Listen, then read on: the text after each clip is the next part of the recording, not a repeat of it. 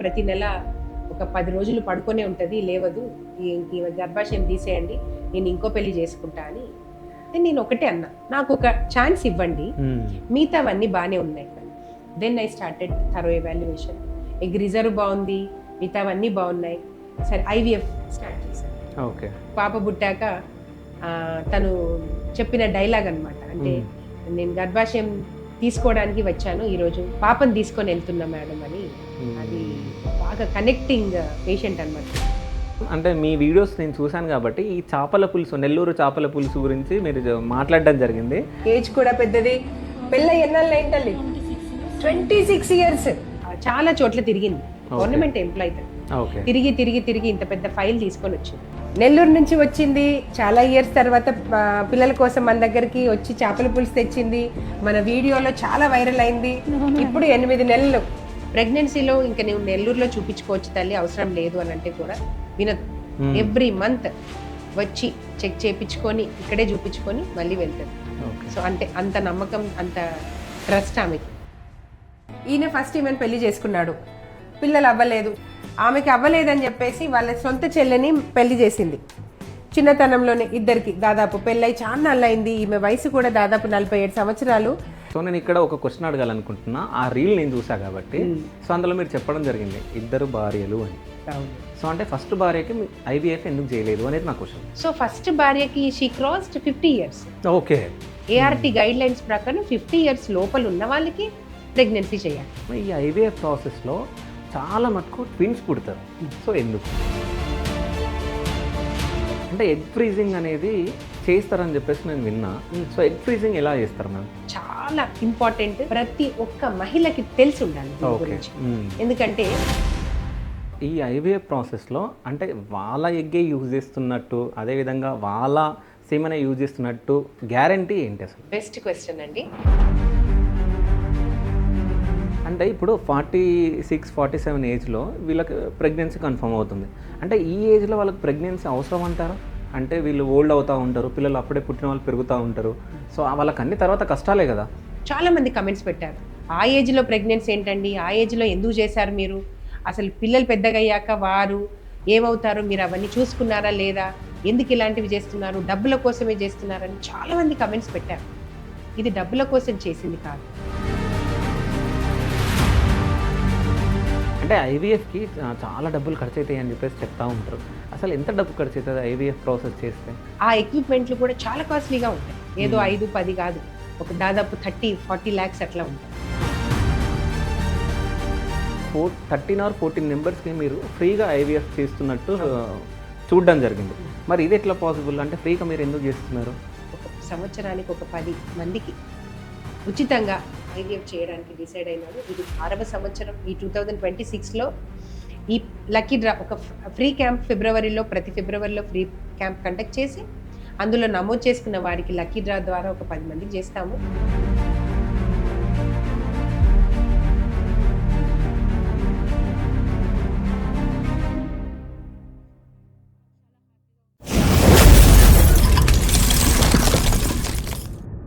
Hi, welcome to Shiva studios. నేను మీ Shiva Chowdary. So ఈరోజు మనతో పాటు ఒక స్పెషల్ గెస్ట్ ఉన్నారు. ఆ గెస్ట్ ఎవరో కాదు, డాక్టర్ రజనీ ప్రియదర్శిని గారు, రజనీ ఫర్టిలిటీ సెంటర్ ఫౌండర్. నమస్తే మ్యామ్. నమస్తే అండి. ఎలా ఉన్నారు మ్యామ్? All well. సో అంటే ఇక్కడ వరకు రావడానికి కారణం ఇన్ఫర్టిలిటీ ప్రాబ్లమ్స్ ఎక్కువ అయిపోతున్నాయి. సో ఐవీఎఫ్ సెంటర్లో ఎక్కువ అయిపోతున్నాయి. అంటే ఇన్ఫర్టిలిటీ ప్రాబ్లమ్స్ ఎక్కువ ఎందుకు అవుతున్నాయి అసలు ఇప్పుడు ప్రజెంట్ ఈ జనరేషన్లో? Okay. So infertility day by day increase అవుతుంది. ఇది వరల్డ్ వైడ్గా తీసుకున్నట్టయితే 10 to 15% ఉంది. మన ఇండియాలో తీసుకున్నట్టయితే 1 in 6 couple. Okay. So day by day increase అవుతుంది. దీనికి రీజన్స్ మన లైఫ్ స్టైల్ చేంజెస్ చెప్పొచ్చు, అండ్ దెన్ పొల్యూషన్స్, వాతావరణంలో వచ్చే మార్పులు ఒకటి, and sedentary life styles, food habits, adulterated food, and మన ప్లాస్టిక్ యూసేజ్, వీటి ద్వారా ఇన్ఫర్టిలిటీ చాలా పెరిగిపోతా ఉంది. అంటే ఇది ఇన్ఫర్టిలిటీ పెరిగిపోతుంది అంటే న్యాచురల్గా పిల్లలు ఎందుకు పుట్టట్లే అన్నా కానీ ఇదే రీజనా, ఇంకా వేరే రీజన్ ఏదన్నా ఉంటుందా? అదే కదా, ఇవన్నిటి వలన మనకి ఇంతకు ముందు అంటే ఆ పాతకాలంలో ఉండే ఎగ్ రిజర్వే తీసుకోండి, మగవాళ్ళల్లో వీర కణాలు తీసుకోండి, ఆ విధంగా ఉండట్లేదు ఇప్పుడు. ఆడవాళ్ళల్లో ఏఎంహెచ్ అంటే ఎగ్ రిజర్వ్ తగ్గిపోతుంది, తర్వాత మగవాళ్ళల్లో వీర కణాల కౌంట్, మొటిలిటీ ఇవన్నీ కూడా తగ్గిపోవటం వల్ల మెయిన్గా రీజన్స్ ఇన్ఫర్టిలిటీ ఎక్కువగా అవుతుంది. ఓకే, అంటే ఎక్కువగా మనం ఐవీఎఫ్ సెంటర్ల గురించి మనం విన్నప్పుడు సో ఐవీఎఫ్ అని చెప్పేసి వింటూ ఉంటాం. సో రెండింటికి డిఫరెన్స్ ఏంది మ్యామ్? సో ఐయుఐ అనేది మినిమల్ ప్రొసీజర్, ఓకే. ఐవీఎఫ్ అన్నది డిఫరెంట్. ఇంకా సో ఐయుఐలో మినిమల్ స్టిమ్యులేషన్ ఇచ్చేసి హస్బెండ్ సెమెన్ని వాష్ చేసి యుట్రస్లో ఇన్సర్ట్ చేస్తాం. ఓకే. సో దీనిని ఐయుఐ అంటాం. ఇది simple procedures, we can try for 2 to 3 attempts, but same time మనకి సక్సెస్ రేట్ కూడా చాలా తక్కువగా ఉంటుంది, అంటే 10 to 15% ఉంటుంది. ఓకే. అదే ఐవీఎఫ్ అయితే మాత్రం ఇది ఇంకా ప్రొసీజర్, అంటే ఏదైతే ఎంబ్రియో లోపల తయారవ్వాల్సిన ఎంబ్రియోని మనము బయట చేస్తాం ల్యాబ్లో. ఎగ్ పికప్ చేయడము, తర్వాత ఇక్సీ చేయడము, ఎంబ్రియో తయారు చేయడము, ఆ ఎంబ్రియోని మళ్ళీ గర్భాశయంలో పెట్టడం, ఇవన్నీ దీన్ని ఐవీఎఫ్ అంటాం. So there is a lot of difference between IUI and IVF. IVF లో బెటర్ సక్సెస్ రేట్ ఉంటుంది. ఓకే. ఎందుకంటే సెలెక్షన్, మనం ఆ ఊసైట్ లో బాగున్న ఊసైట్ ని తీసుకుంటాము, మంచి సెమెన్ ని సెలెక్ట్ చేస్తాము, ఎంబ్రియో కూడా గ్రేడింగ్ చూసుకుంటాము, మంచి గ్రేడ్ ని, తర్వాత ఎంబ్రియో ట్రాన్స్ఫర్ చేస్తాం, కాబట్టి we get better results. IVF లో సో ఐయుఐలో 10 to 15% results, because we don't see anything. So normal గా మినిమల్ ఇండక్షన్ పెట్టేసి ఆ ఎగ్ రిలీజ్ అయ్యే టైంకి హస్బెండ్ సెమెన్ ని మనం యుట్రస్ లో వేసిస్తాం. ఓకే. దానికి కూడా కొన్ని ఐయుఐ చేయాలంటే కూడా దానికి కొన్ని పారామీటర్స్ బాగుండాలి, అంటే semen parameters, minimum semen parameters ఉండాలి, అంటే 15 to 20 మిలియన్ ఉండాలి, మొటిలిటీ ఉండాలి, మార్ఫాలజీ బాగుండాలి, సో ట్యూబ్స్ ఓపెన్ ఉండాలి. ఇలాంటి క్రైటీరియాస్ ఉంటే మనము ఐయుఐకి చేస్తాం. అందులో కూడా ఒక 10-15% రిజల్ట్స్ ఉంటాయి. అదే ఐవీఎఫ్ అయితే ఈవెన్ ఎగ్ రిజర్వ్ తక్కువ ఉన్నా, సెమెన్ కౌంట్ చాలా తక్కువ ఉన్నా, మొటిలిటీ తక్కువ ఉన్నా, ఇవి ఏదైనా ఉన్నా కూడా మనం ఐవీఎఫ్ని చేసుకోవచ్చు. ఐవీఎఫ్ లో కూడా బెటర్ రిజల్ట్స్ ఉంటాయి. 50 to 60% వరకు అలా రిజల్ట్స్ ఉంటాయి. అంటే చాలా మంది అంటే పిల్లలు లేని వాళ్ళు మీ దగ్గరకు వచ్చినప్పుడు సో ఫస్ట్ వాళ్ళ దగ్గర మీరు ఏం చెక్ చేస్తారు, అంటే ఏం టెస్ట్ చేస్తారు మీరు? తరువుగా కపుల్ ఎవాల్యుయేషన్ అండి. ఓకే. కపుల్ ఎవాల్యుయేషన్ అంటే వాళ్ళ హిస్టరీ నుంచి, అసలు వారికి మ్యారేజ్ అయ్యి ఎన్నాళ్ళు అయింది, వారికి ఏదైనా మెడికల్ కండిషన్స్ ఉన్నాయా, లేదంటే how frequently they are together, వారి లైఫ్ స్టైల్ ఎలా ఉంది, ఏదైనా స్ట్రెస్లో ఉన్నారా, వారి marital status, everything will check. History నుంచి స్టార్ట్ చేస్తాం కపుల్ని ఇద్దరిని. కొన్ని టైమ్స్లో కొన్ని వాళ్ళకి ఇంకేదైనా పర్సనల్ ఇష్యూస్ ఉంటే ఇండివిజువల్గా తీసుకొని వైఫ్ తోటి సెపరేట్గా, హస్బెండ్ తోటి సెపరేట్గా మాట్లాడి, మిగతా వాళ్ళ హిస్టరీలో అంతా నార్మల్గా ఉంటే మినిమం బేసిక్ టెస్ట్ చేస్తాం. బ్లడ్ టెస్ట్లు ఇద్దరికి, అంటే హార్మోన్స్, మనకి ప్రెగ్నెన్సీ అంటే హార్మోన్సే కదా, బ్లడ్ టెస్ట్ ద్వారా హార్మోన్స్ చెక్ చేస్తాం.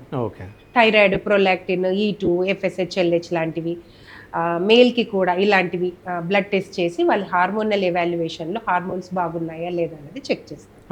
దాని తర్వాత మోస్ట్ ఇంపార్టెంట్ థింగ్ ఫీమేల్కి అల్ట్రాసౌండ్ స్కాన్.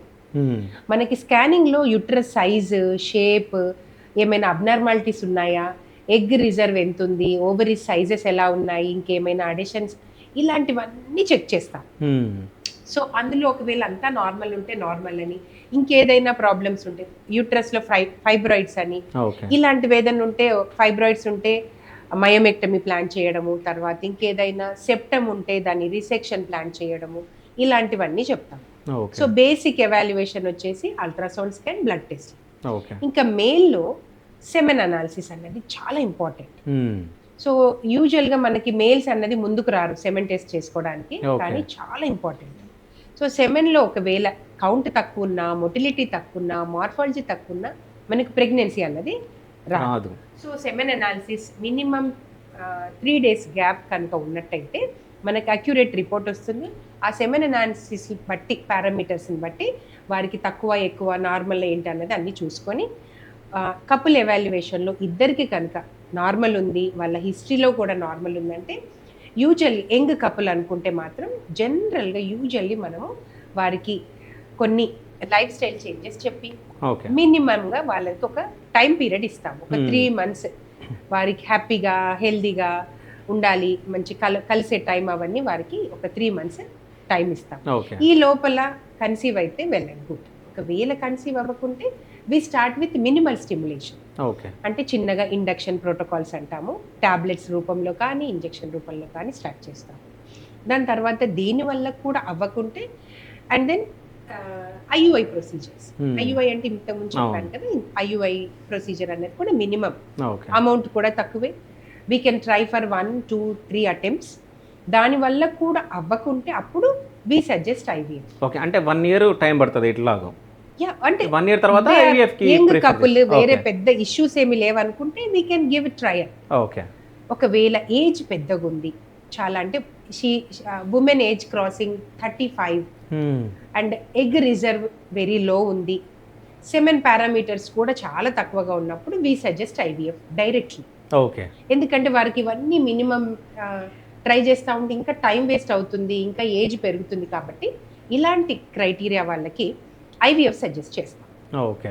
సో ఇంకోటి మేము చాలా మటుకు బయట వింటూ ఉంటాం, అంటే ఐవీఎఫ్ సెంటర్కి వెళ్ళంగానే డైరెక్ట్ ఐవీఎఫ్ చేయించేస్తారు డాక్టర్లు అని, అంటే ఐవీఎఫ్ ప్రిఫర్ చేయరు అని చెప్పేసి, అంటే ఇది తక్కువ డబ్బులతో ఇది కూడుకుంది, ఐవీఎఫ్ అయితే ఎక్కువ డబ్బులు వస్తాయి అని చెప్పేసి. అంటే దీనిపైన మీరు ఏం సమాధానం చెప్తారు మ్యామ్? అలా డైరెక్ట్గా మంచి అంటే యంగ్ కపుల్కి కూడా అన్ని బాగున్నాక కూడా ఐవీఎఫ్ అని we don't suggest. Usually any centre కూడా సజెస్ట్ చేయదు. వారి వారి క్రైటీరియాస్ వారి గల రిపోర్ట్స్ని బేస్ చేసుకొని మాత్రమే అడ్వైస్ చేస్తాము. ఇంకొకటి ఏంటంటే వారు మన దగ్గరకు వచ్చే పేషెంట్స్ అందరూ కూడా క్రానిక్ పేషెంట్సే ఉంటారు. వారికి నిజంగా డైరెక్ట్ ఐవీఎఫ్ సజెస్ట్ చేసే వాళ్ళే ఈ మధ్య వస్తున్నారు. ఈ మధ్య అనుకుంటున్నాం కదా ఐవీఎఫ్ పెరిగిపోయిందని. యంగ్ ఉమెన్లో కూడా లో ఏఎంహెచ్ అంటే ఎగ్ రిజర్వ్ తక్కువ ఉంటుంది, యంగ్ మేల్లో కూడా సెమెన్ పారామీటర్స్ చాలా తక్కువగా ఉంటుంది.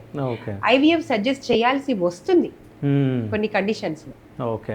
అంటే ఇంతకుముందు నేను వచ్చినప్పుడు కూడా ఒక ఏజ్డ్ పీపుల్ వచ్చారు, అంటే బయట వేరే డాక్టర్ అనుకుంటే చెప్తా ఉన్నారు, అప్పుడు నేను విన్నా. సో నెక్స్ట్ 1 month తర్వాత రండి అని చెప్పేసి చెప్పడం జరిగింది, విన్నా నేను. సో అంటే ఇక్కడ మీ సెంటర్లో అంటే ఏజ్డ్ పీపుల్ ఎక్కువ వస్తూ ఉన్నారు, అంటే రీసెంట్గా 45 to 46 మధ్యలో 47 అనుకుంటా. సో ఆ పేరు రావడం జరిగింది, సో వాళ్ళకు ప్రెగ్నెన్సీ కన్ఫర్మ్ అవ్వడం జరిగింది. అంటే అది ఎట్లా పాసిబుల్ అవుతుంది? అంటే ఎన్ని డేస్ నుంచి మ్యారేజ్ అయిన తర్వాత ఎన్ని ఇయర్స్కైనా కానీ పిల్లలు పుట్టలేదు, బట్ ఇంత ఏజ్ వచ్చిన తర్వాత సో మీ దగ్గరకు వచ్చిన తర్వాత ప్రెగ్నెన్సీ కన్ఫర్మ్ అయింది. సో ఇది ఎట్లా పాసిబుల్? ఒకటి, ఆ కపుల్కి మ్యారేజ్ అయ్యి 20-25 years వరకు కూడా అవేర్నెస్ లేక, అంటే ప్రెగ్నెన్సీ రాకుంటే ఒక మంచి సెంటర్ని కన్సల్ట్ చేయాలి, టెస్ట్ చేయించుకోవాలి, చిన్నగా ట్రీట్మెంట్ తీసుకోవాలనే అవగాహన లేక ఏదో అవుతుంది అనుకుంటూ వెయిట్ చేసేస్తూ ఉంటారు. ఏజ్ అంతా దాదాపు గడిచిపోతూ ఉంటుంది, వారికి ప్రాబ్లం అన్నది బయటకు రాదు. సో ఇంకేదో చెట్ల మందులని, ఇంకేదో పూజలని, అవన్నీ చేసుకుంటూ టైం వేస్ట్ చేసేస్తారు. లేట్ ఏజ్ అయినాక వారికి దాదాపు ఎగ్ రిజర్వ్ అంతా అయిపోయాక అప్పుడు మన దగ్గరకు వస్తారు. సో అలాంటి వారికి ఏదో ఒకటి చేయాల్సిందే కదా. మనకి ఏజ్లో కూడా ప్రెగ్నెన్సీ రావడానికి అవకాశాలు, మనకి ఐవీఎఫ్ అనే ప్రొసీజర్ ఉంది. సో ఎవరికైతే ఏజ్ పెరిగినా, ఎగ్ రిజర్వ్ తక్కువ ఉన్నా, ఇలాంటి కండిషన్స్లలో మనకు ఐవీఎఫ్ ప్రొసీజర్ ఉంది కాబట్టి దాని ప్రకారంగా సజెస్ట్ చేస్తాం. ఈ ఏఆర్టీ గైడ్ లైన్స్ ప్రకారం మనకి ఉమెన్ 50 yearsలో ఉన్నప్పుడు కూడా, అంటే అప్ టు 50 years వరకు కూడా తను ప్లాన్ చేయొచ్చు. ఆ రైట్ ఉంది ఉమెన్కి ఏఆర్టీ గైడ్ లైన్స్ ప్రకారం. మేల్కి వచ్చేసి 55 years. So male age 55 years, women age 50 years ఉన్నప్పుడు వారికి రైట్ ఉంది, అంటే కన్సీవ్ అవ్వడానికి, వారి మాతృత్వం పొందడానికి రైట్ ఉంది. కాబట్టి వారు కన్సల్ట్ చేసినప్పుడు ఖచ్చితంగా మనం సజెస్ట్ చేయాల్సిందే. సో వారి గల కండిషన్స్ ఎలా ఉన్నాయి, ఒకవేళ ఉమెన్ ఏజ్ ఎక్కువ ఉన్నప్పుడు, ఎగ్ రిజర్వ్ తగ్గిపోయినప్పుడు డోనార్ ఆప్షన్స్ ఇస్తాం. సో ఏజ్ పెద్దదైనా డోనార్ దగ్గర నుంచి ఎగ్ తీసుకొని, మన హస్బెండ్ సెమెన్ తీసుకొని, ఎంబ్రియో తయారు చేసుకొని తన గర్భాశయంలో మళ్ళీ ట్రాన్స్ఫర్ చేయొచ్చు. అంటే ఏజ్ పెద్దదైనా తను గర్భిణీ అయ్యే అవకాశాలు ఈ ఐవీఎఫ్ విధానం ద్వారా ఉన్నాయి. ఓకే. సో అంటే ఇప్పుడు 47 అంటే ఉమెన్కి ప్రెగ్నెన్సీ కన్ఫర్మ్ అయింది కదా మ్యామ్, అంటే 16 years గర్ల్కి, సో ఈ 47 years ఉన్న ఉమెన్కి, సో అంటే వీళ్ళ ఎగ్ కౌంట్ డిఫరెన్స్ ఏముంటుంది వీళ్ళిద్దరిలో? 16 year యంగ్ గర్ల్కి మంచి ఎగ్ రిజర్వ్ ఉంటుంది. ఓకే. ఏఎంహెచ్ అరౌండ్ ఒక 6 వరకు ఉంటుంది. ఎగ్ కౌంట్ వచ్చేసి 10 to 15 అలా ఉంటాయి. ఓకే. అదే లేట్ 40 years ప్లస్లో ఎగ్ కౌంట్ ఎక్కడ ఉంటుందండి? రిజర్వ్ అంతా అయిపోతుంది. ఏఎంహెచ్ వాల్యూ తీసుకున్న పాయింట్లలో ఉంటుంది.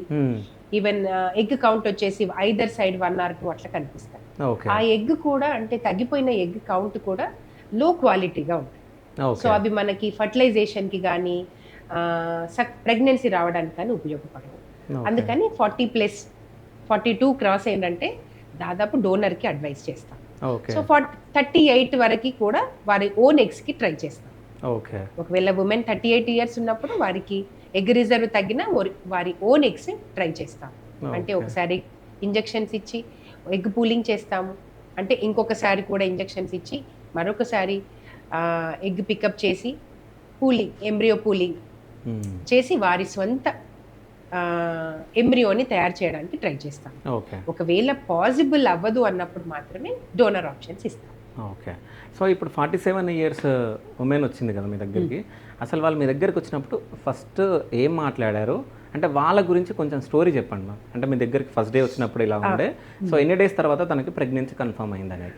46-year-old లేడీకి యాక్చువల్గా అంటే వారు ఇదే చెప్తారు, అంటే పెళ్ళయి 20-25 ఇయర్స్ అయింది, ఫస్ట్ ఒక 5 ఇయర్స్ వెయిట్ చేశాము, దాని తర్వాత 5 ఇయర్స్కి ఆ మందులని ఈ మందులని కొన్ని సెంటర్స్ కానీ, అంటే వారు కరెక్ట్ రైట్ సెంటర్ కాకుండా నార్మల్గా ఫర్టిలిటీ సెంటర్స్ కాకుండా వేరే హాస్పిటల్కి నార్మల్గా వెళ్తే వారు కొంచెం ఇండక్షన్ అని అవన్నీ ఇవన్నీ ఇస్తారు.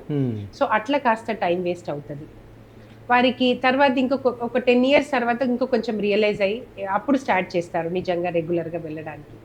దాని తర్వాత చిన్నగా ఏదైనా ప్రయత్నాలు అంటే ఇండక్షన్, సింపుల్ ఇండక్షన్, IUIs అట్లాంటివి చేసుకుంటారు. అందులో మనకి రిజల్ట్స్ ప్రకారం 5% 10% కాబట్టి మేబీ ఫెయిల్ అవుతారు అందులో. సో 4-5 హాస్పిటల్స్, ఒక హాస్పిటల్ అవ్వట్లేదని ఇంకో హాస్పిటల్ అవ్వట్లేదని అట్లా 4-5 హాస్పిటల్స్ తిరిగి అవ్వకపోయేసరికి గివప్ చేసేస్తారు. అంటే ఇంకా బ్లేమింగ్ స్టార్ట్ అవుతుంది, హస్బెండ్ నీ వల్ల అవ్వట్లేదని ఒకరికొకరికి కొద్దిగా భేదాలు వచ్చేస్తాయి, ఫ్యామిలీ డిస్టర్బెన్స్ అవన్నీ ఉండి అసలు ఏ డాక్టర్ దగ్గర వెళ్లకుండా అట్లా ఒక 5-6 ఏళ్ళు గడిపేస్తారు. సో అట్లా మొత్తానికి ఒక 35-40 ఇయర్స్లో రియలైజ్ అవుతారు. ఆ మాట ఈ మాట ఇంకేదైనా మంచి సెంటర్ అని తెలిస్తే అప్పుడు మనకి ఈ విధంగానే, అంటే మన యూట్యూబ్ తర్వాత ఇన్స్టా చూసి మన దగ్గర మంచి సక్సెస్ ఉంది, కొంచెం ఏజ్ ఎక్కువైనా ప్రెగ్నెన్సీ ఇక్కడ ఉందని తెలుసుకొని, లేదంటే వారి ఊరు నుంచి ఎవరైనా సక్సెస్ రేట్ ఆ ఏజ్ వాళ్ళు ఎవరో ప్రెగ్నెంట్ అయ్యి బాబో పాపో వచ్చాడు నాకెందుకు రారు అని చెప్పేసి మన దగ్గరికి ఈ విధంగానే మౌత్ టు మౌత్ అది చూసి మన దగ్గరికి వచ్చారు. సో వారి హిస్టరీ అంతా తీసుకుంటే ఇదే కనిపించింది. ఆ ఏజ్ లో ఆమెకి ఎగ్ రిజర్వ్ లేదు, డోనర్ ఆప్షన్ ఇచ్చాము, హస్బెండ్ హెల్దీగా ఉన్నాడు, సో ఆయన స్పెర్మ్ కౌంట్ బాగుంది, ఆయనది తీసుకొని డోనర్ ఆప్షన్ తోటి వారికి అన్ని కాన్సిక్వెన్సెస్ అన్ని చెప్పాము. ఏ విధంగా ఉంటది, సక్సెస్ రేట్ ఎలా ఉంటది, ఏంటి ఈ ఏజ్ లో ప్రెగ్నెన్సీ అయితే ఎలా ఉంటది, అవన్నీ ఎక్స్ప్లెయిన్ చేస్తాం కంపల్సరీ. అంటే ఏమి చెప్పకుండా ఈ ఏజ్ లో వచ్చేసారు కదా అని అసలు అట్లా చేయం. వారి ఫస్ట్ ఈ ఏజ్ లో ప్రెగ్నెన్సీ కావాలంటే వారి హెల్దీగా ఉండాలి, అంటే మెడికల్ డిజార్డర్స్ ఏమీ లేకుండా, షుగర్, డయాబెటీస్ అలాంటి కండిషన్స్ లేకుండా, తర్వాత ఫినాన్షియల్లీ సపోర్ట్ కూడా ఉండాలి, హస్బెండ్ కూడా హెల్దీగా ఉండాలి. సో ఇవన్నీ చూసుకొని కాంప్లికేషన్స్ ఏమైనా, అంటే లేట్ ఏజ్లో ప్రెగ్నెన్సీ వస్తే కూడా కాంప్లికేషన్స్ ఉంటాయి, అవన్నీ కూడా ఎక్స్ప్లెయిన్ చేసి అన్నిటికీ రెడీ ఉన్నాక మాత్రమే వారికి IVF యాక్చువల్ ప్రొసీజర్లోకి వెళ్తాం. తర్వాత రిజల్ట్స్ కూడా ఎక్స్ప్లెయిన్ చేస్తాం. ఆ ఏజ్లో ప్రెగ్నెన్సీ సక్సెస్ రేట్ అన్నది కూడా కొంచెం తక్కువే ఉంటుంది. యంగ్ ఏజ్లో సక్సెస్ రేట్ ఉండేదానికంటే లేట్ ఏజ్లో సక్సెస్ రేట్స్ కూడా డౌన్ ఉంటాయి. అవన్నీ కూడా ఎక్స్ప్లెయిన్ చేసి స్టార్ట్ చేశాను. లక్కీలీ ఫస్ట్ అటెంప్టే ప్రెగ్నెన్సీ పాజిటివ్ వచ్చింది. మీరు అదే ఆవిడని చూసారు. So she lucky lady. ఇలాంటి ఒక్కరే కాదండి, చాలా మంది మా దగ్గర. సో నేను ఇక్కడ ఒక క్వశ్చన్ అడగాలనుకుంటున్నా. ఆ రీల్ నేను చూసా కాబట్టి, సో అందులో మీరు చెప్పడం జరిగింది 2 భార్యలు అని. సో అంటే ఫస్ట్ భార్యకి IVF ఎందుకు చేయలేదు అనేది నా క్వశ్చన్. ఫస్ట్ భార్య మన దగ్గరికి రాలేదు, ఇద్దరు ఉన్నారు కదా అక్కడ. సో ఫస్ట్ భార్యకి she crossed 50 years. Okay, we are not suppose to do. ART guidelines ప్రకారం 50 years లోపల ఉన్న వాళ్ళకి ప్రెగ్నెన్సీ చేయాలి. దట్టు ఆవిడకి హిస్టెక్టమీ అయింది. సో గర్భాశయం తొలగించాక ఇంకా ప్రెగ్నెన్సీ ఎక్కడ. సో అందుకని చిన్న ఆవిడకి ఏజ్ ప్రకారంగా 46-47 ఉండే. సో ఎగ్ రిజర్వ్ లేకున్నా యుట్రస్ హెల్దీగా ఉంది, బాగుంది, and she healthy lady, financially well and good.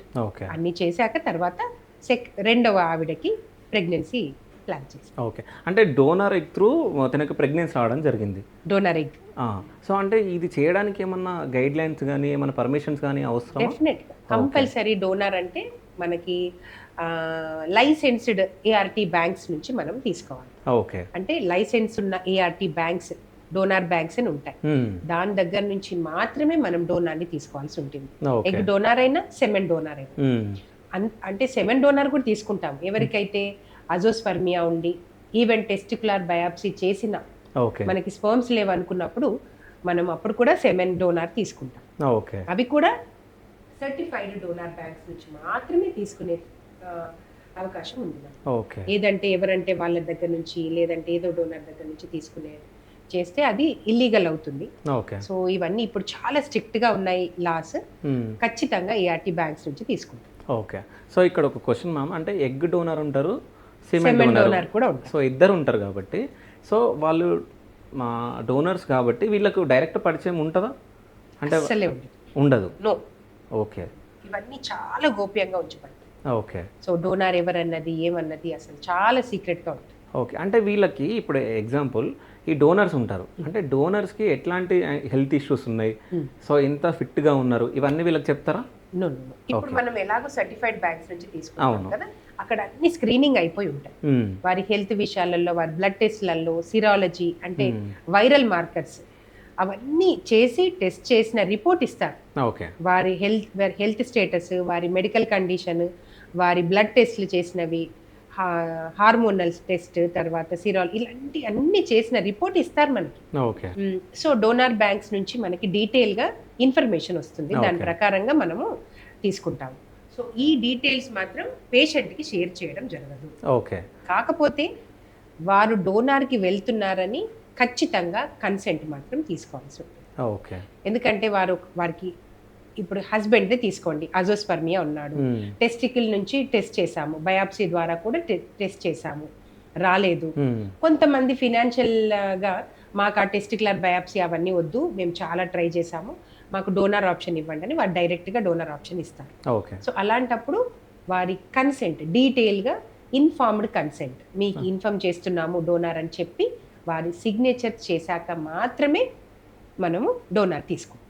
Okay, so ఇంకోటి మ్యామ్, అంటే ఇప్పుడు మనం సోషల్ మీడియాలో చూస్తూ ఉన్నాం, అంటే సిమెన్ డోనర్స్ ఎవరైనా ఉంటే సో 10,000 పే చేస్తామని చెప్పేసి, అంటే ఇప్పుడు నార్మల్గా యూత్ పిల్లలు షేర్ చేసుకుంటా ఉంటారు రీల్స్, సో సిమెన్ డోనర్ అంట వెళ్తావారా, నువ్వు వెళ్తావా అని చెప్పేసి. అంటే ఇది నిజంగా ఉంటుందా లేకుంటే దానికి సపరేట్గా బ్యాంక్ ఉంటుందా?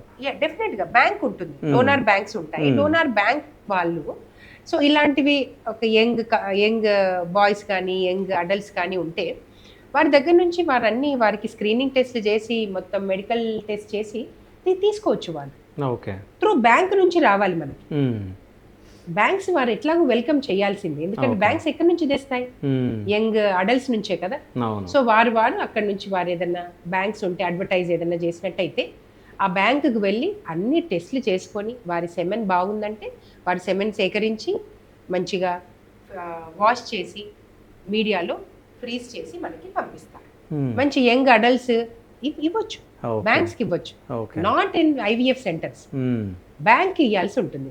ఏదో ఐవీఎఫ్ సెంటర్లకు ఇస్తే తీసుకోవడానికి లేదు, చేయడానికి కూడా రైట్ లేదు. మనకి కంపల్సరీ బ్యాంకులలో ఇవ్వాల్సి ఉంటుంది. సో కొన్ని ఐవీఎఫ్ సెంటర్లో డైరెక్ట్ బ్యాంకులు ఉంటాయి కదా, సో అట్లా మన దానికి ఉందా? మన దగ్గర ఏఆర్టీ బ్యాంక్ లేదు.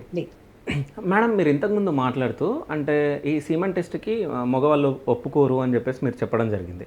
అంటే ఎవరైనా ఇప్పుడు ఒక పేరు వచ్చినప్పుడు మీ దగ్గరికి, సో హస్బెండ్ వచ్చి అంటే తనలో ఏదైనా లోపం ఉందని తెలిసి సో మీతో రిక్వెస్ట్ చేసి సో వేరే వాళ్ళ సీమన్తో చేసేయండి మేడం ఐవీఎఫ్, సో అంటే ఇది తెలిస్తే ప్రాబ్లం అవుతుంది మా వైఫ్కి కానీ మా ఫ్యామిలీలో కానీ అని చెప్పేసి మిమ్మల్ని రిక్వెస్ట్ చేస్తే మీరు చేస్తారా అలా? ఓకే, చాలా మంది అడుగుతూ ఉంటారు. ఓకే, మా వైఫ్కి తెలియకుండా చేయండి అది ఇదని అడుగుతుంటారు, కానీ వీ డోంట్ యాక్సెప్ట్. ఎందుకంటే రేపు లీగల్ ఇష్యూస్ వస్తాయి. రేపు ఏదైనా వైఫ్ వాళ్ళ మధ్యలో ఏదైనా అయినప్పుడు తర్వాత తెలిసినప్పుడు గొడవలు అవుతాయి కదా. Absolutely no. ఖచ్చితంగా వైఫ్కి ఇన్ఫార్మ్ చేసి ఆమె ఒప్పుకుంటేనే డోనర్ ఆప్షన్ తీసుకుంటాం. ఓకే, సో అంటే ఒప్పుకున్నాక డోనర్ ఆప్షన్ తీసుకోకుండా సో అంటే మీరు అంటే వాళ్ళ సెమెన్నే యూజ్ చేస్తున్నట్టు లేదు, చేయడానికి లేదన్న. ఓకే, అంటే ఒకవేళ చేయొచ్చు కదా, బయటికి ఇన్ఫర్మేషన్ వెళ్ళదు కదా. అవన్నీ ఇల్లీగల్ అవుతాయి కదా. ఓకే, ఇల్లీగల్ అవుతాయి. రేపు పొద్దున ఫ్యూచర్ లో ప్రాబ్లం అవుతుంది కాబట్టి ఫ్యూచర్ లో వైఫ్ కి ఏదైనా డౌట్ వచ్చి జెనెటిక్ టెస్ట్ చేయించింది అనుకోండి, okay, so we will be caught. Okay, పట్టుకోండి, మేము దొరికిపోతాం కదా. సో అంటే ఇట్లాంటి కేసు మీ దగ్గరికి వచ్చినప్పుడు మీరు వాళ్ళకి ఏమని చెప్పారు, అసలు ఏం జరిగింది? ప్రాపర్ గా కౌన్సిలింగ్ చేస్తాం కూర్చోబెట్టి వైఫ్ కి. ఏం లేదంటే జస్ట్ అవేర్నెస్ అండి, అవగాహన లేక. ఇప్పుడు హస్బెండ్ కి అజో వచ్చింది, సో ఆమె ఏమనుకుంటది, సో హస్బెండ్ కి మంచిగా ఆయన కణాలు ఉంటే ఎవరైనా అనుకుంటారు, ఏ కపుల్ కానీ వారి వారి పిల్లలు వారి జెనెటిక్ మదర్ అండ్ ఫాదర్ అయితేనే బాగుంటుందని అని అనుకుంటారు. డోనార్ని యాక్సెప్ట్ చేయడం అంత ఈజీ కాదు. సో వారికి ఎక్స్ప్లెయిన్ చేస్తాం. సో సెమెన్ కౌంట్ లేదు, అజోస్పర్మియా ఉంది. సో అజోస్పర్మియా ఉన్న వాళ్ళకి టెస్టిస్ నుంచి కూడా తీసుకోవచ్చు, టెస్టిస్ నుంచి టెస్ట్ చేద్దామని చెప్తాం. ఒకవేళ టెస్టిస్ టెస్ట్ చేసి అందులో కూడా లేకుంటే దెర్ ఈజ్ నో ఆప్షన్ అమ్మా, ఖచ్చితంగా డోనార్కి వెళ్ళాల్సింది. నువ్వు డోనార్ యాక్సెప్ట్ చేయకుంటే నీకు పిల్లలు అయ్యే అవకాశాలు ఉండవు అని ఎక్స్ప్లెయిన్ చేస్తే డెఫినెట్గా యాక్సెప్ట్ చేస్తారు. వారి వారి కండిషన్ వివరంగా చెప్పాలి. వివరంగా చెప్పకుండా మనము దాచిపెట్టేసి ఇంకా వేరే అని చెప్పేసి వేయడం అయితే చాలా తప్పు, అలా చేయకూడదు. సో ఇలాంటివి క్లియర్గా ఎక్స్ప్లెయిన్ చేస్తే ఈవెన్ హస్బెండ్లు కూడా వైఫ్ ఎగ్ రిజర్వ్ తగ్గిందండి డోనార్ తీసుకోండి అంటే కూడా హస్బెండ్ కూడా యాక్సెప్ట్ చేయరు ఇనిషియల్గా. సో వారికి ఎక్స్ప్లెయిన్ చేయాలి. ఒకవేళ ట్రై చేద్దాము, మీ సెల్ఫే ట్రై చేద్దాము, మీ వైఫ్ ఎగ్సే ట్రై చేద్దామని చెప్పి కొంతమందికి ట్రై కూడా చేస్తాం. సో వారి ఎగ్ రిజర్వ్ సరిగా లేక నెగటివ్ కూడా వస్తుంటుంది. ఒకసారి నెగటివ్ వచ్చినాక డెఫినెట్గా యాక్సెప్ట్ చేస్తాం. అవును, లాస్ట్ టైం మాకు మా వైఫ్ది మీరు వద్దన్నారు అయినా బట్ ట్రై చేసాము, నెగటివ్ వచ్చింది, మాకు ఈసారి డోనారే తీసుకోండి అని వాళ్ళే చెప్తారు. బికాజ్ ఎక్స్పెన్సివ్ ప్రొసీజర్స్ కదా ఇవన్నీ. సో వారికి వివరంగా తెలియజెప్పడం ద్వారా, ఒకసారి ఒక అటెంప్ట్ ఇవ్వడం, నెగటివ్స్ రావడం ద్వారా వారు యాక్సెప్ట్ చేసేస్తారు. ఓకే, సో ఐవీఎఫ్ ప్రాసెస్ ఎట్లా చేస్తారు మ్యామ్ అసలు? సో ఐవీఎఫ్ ప్రొసీజర్ అన్నది ఏదైతే లోపల బాడీలో జరగాల్సిన ప్రెగ్నెన్సీని టోటల్గా మనం ల్యాబ్లో చేస్తాం. ఓకే, సో దీనికి ఏంటంటే కపుల్ ఎవాల్యుయేషన్ తర్వాత వారికి ఐవీఎఫ్ కనుక డిసైడ్ చేస్తే ఇనీషియల్గా ఇండక్షన్ ప్రోటోకాల్ అని ఉంటుంది. అంటే పీరియడ్ ఉన్న 2వ రోజు నుంచి వరుసగా ఒక 11 days ఇంజెక్షన్స్ పెడితే ఆమెకున్న ఎగ్స్ గ్రో అవుతాయి. తర్వాత నీడిల్ ద్వారా అండర్ సెడేషన్ ఆ ఎగ్స్ అన్ని పికప్ చేస్తాం. పికప్ చేసి అది at the same time husband దగ్గర నుంచి సెమెన్ కూడా కలెక్ట్ చేసి మనం ల్యాబ్లో ఇక్సీ విధానం ద్వారా ఆ ఎగ్లోకి స్పర్మ్ని ఇంజెక్ట్ చేస్తాం. సో ఆటోమేటిక్గా ఫర్టిలైజేషన్ అవుతుంది. ఫర్టిలైజేషన్ అయ్యి ఆ ప్రాసెస్ అంతా ఇంక్యుబేటర్లో పెడతాం, కల్చర్ చేస్తాం. అంటే ఇంకా ఫర్టిలైజ్ అయ్యాక దాన్ని గ్రో అవ్వాలి కదా, దానికి సంబంధించిన పరికరాలు ఉంటాయి. 3 days 5 days వరకు మనము ఎంబ్రియో తయారవుతుంది. కొన్ని సెంటర్స్ Day 3 అని, కొన్ని సెంటర్స్ Day 5 అని. మన సెంటర్లో మాత్రం అన్ని Day 5 కల్చర్ చేస్తాము. బ్లాస్టోసిస్ట్ తయారవుతుంది. ఆ తయారైన బ్లాస్ట్ని ఫ్రీజ్ చేసి పెట్టేస్తాం. ఓకే, తర్వాత మళ్ళీ ఆమెకి ఆ ఫీమేల్కి ఆ ఎంబ్రియో స్టేటస్, కొంతమందికి మంచి ఎంబ్రియో తయారవుతుంది, కొంతమందికి 2-3 sets మంచి బ్యూటిఫుల్ ఎంబ్రియోస్ వస్తాయి, కొంతమందికి ఎంబ్రియో తయారవ్వదు. దాని ప్రకారంగా కౌన్సిలింగ్ ఇచ్చేసి వారికి ఎంబ్రియో ట్రాన్స్ఫర్కి ప్లాన్ చేస్తాం. నెక్స్ట్ మంత్ అంటే ఒక మంత్ ఎంబ్రియో తయారీ, ఇంకొక మంత్లో ఎంబ్రియో ట్రాన్స్ఫర్. ఎంబ్రియో ట్రాన్స్ఫర్ ఎక్కడ చేస్తాము? గర్భాశయం. మరి డైరెక్ట్గా ట్రాన్స్ఫర్ చేస్తే అతకదు కదా. ప్రిపరేషన్ అంటే గర్భాశయంలో ఉన్న పొరకి పెరగడానికి మెడిసిన్స్, ఓరల్ మెడిసిన్స్ పెట్టి పొర మంచిగా లేయర్ వచ్చాక, ట్రిపుల్ లైన్ వచ్చాక, అన్నీ బాగున్నాక అప్పుడు ఈ ఎంబ్రియోని, ఫ్రీజ్ చేసిన ఎంబ్రియోని మళ్ళీ బయటికి తీసుకొచ్చి థాయింగ్ అంటాము. ఆ థాయింగ్ చేసిన దాన్ని అప్పుడు గర్భాశయంలో ప్రవేశపెడతాం. దీన్ని ఎంబ్రియో ట్రాన్స్ఫర్ అంటాం. So this is whole thing is called IVF procedure. దాదాపు 2 months ప్రొసీజర్. ఓకే, సో ఈ 2 months తర్వాత ప్రొసీజర్ అయిపోయిన తర్వాత ప్రెగ్నెన్సీ ఎన్ని డేస్కి కన్ఫర్మ్ అవుతుంది? 15 days. 15 days ఎంబ్రియో ట్రాన్స్ఫర్ తర్వాత యూజువల్లీ 13 days or 15 daysకి మనకి బీటా హెచ్సిజీ అనే హార్మోన్ టెస్ట్ ద్వారా మనకి ప్రెగ్నెన్సీ వచ్చిందా లేదా అన్నది కన్ఫర్మ్ అవుతుంది. సో ఇప్పటి వరకు మీరు ఐవీఎఫ్ ప్రాసెస్లో ఎన్ని చేసి ఉంటారు మ్యామ్?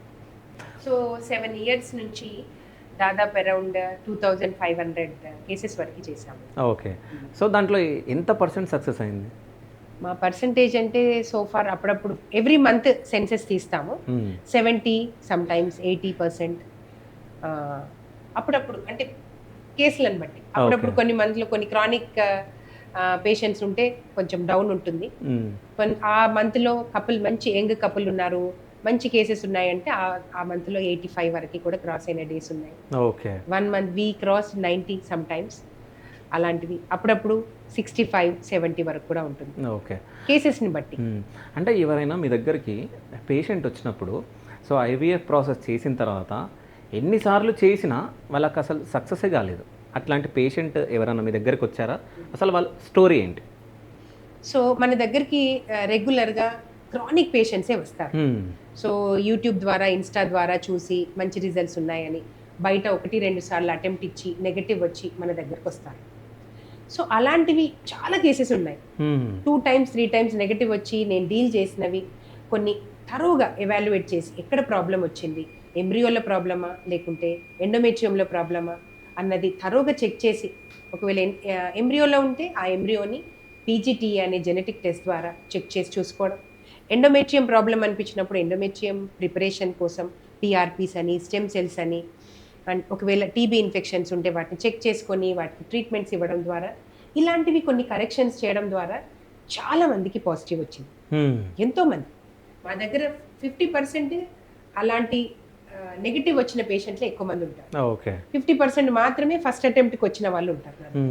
సో అలాంటి వారికి నా దగ్గర 3rd attempt 4th attempt కూడా ఫస్ట్ అటెంప్ట్కి పాజిటివ్ వచ్చినవి బోలెడంత మంది పేషెంట్లు ఉన్నారు.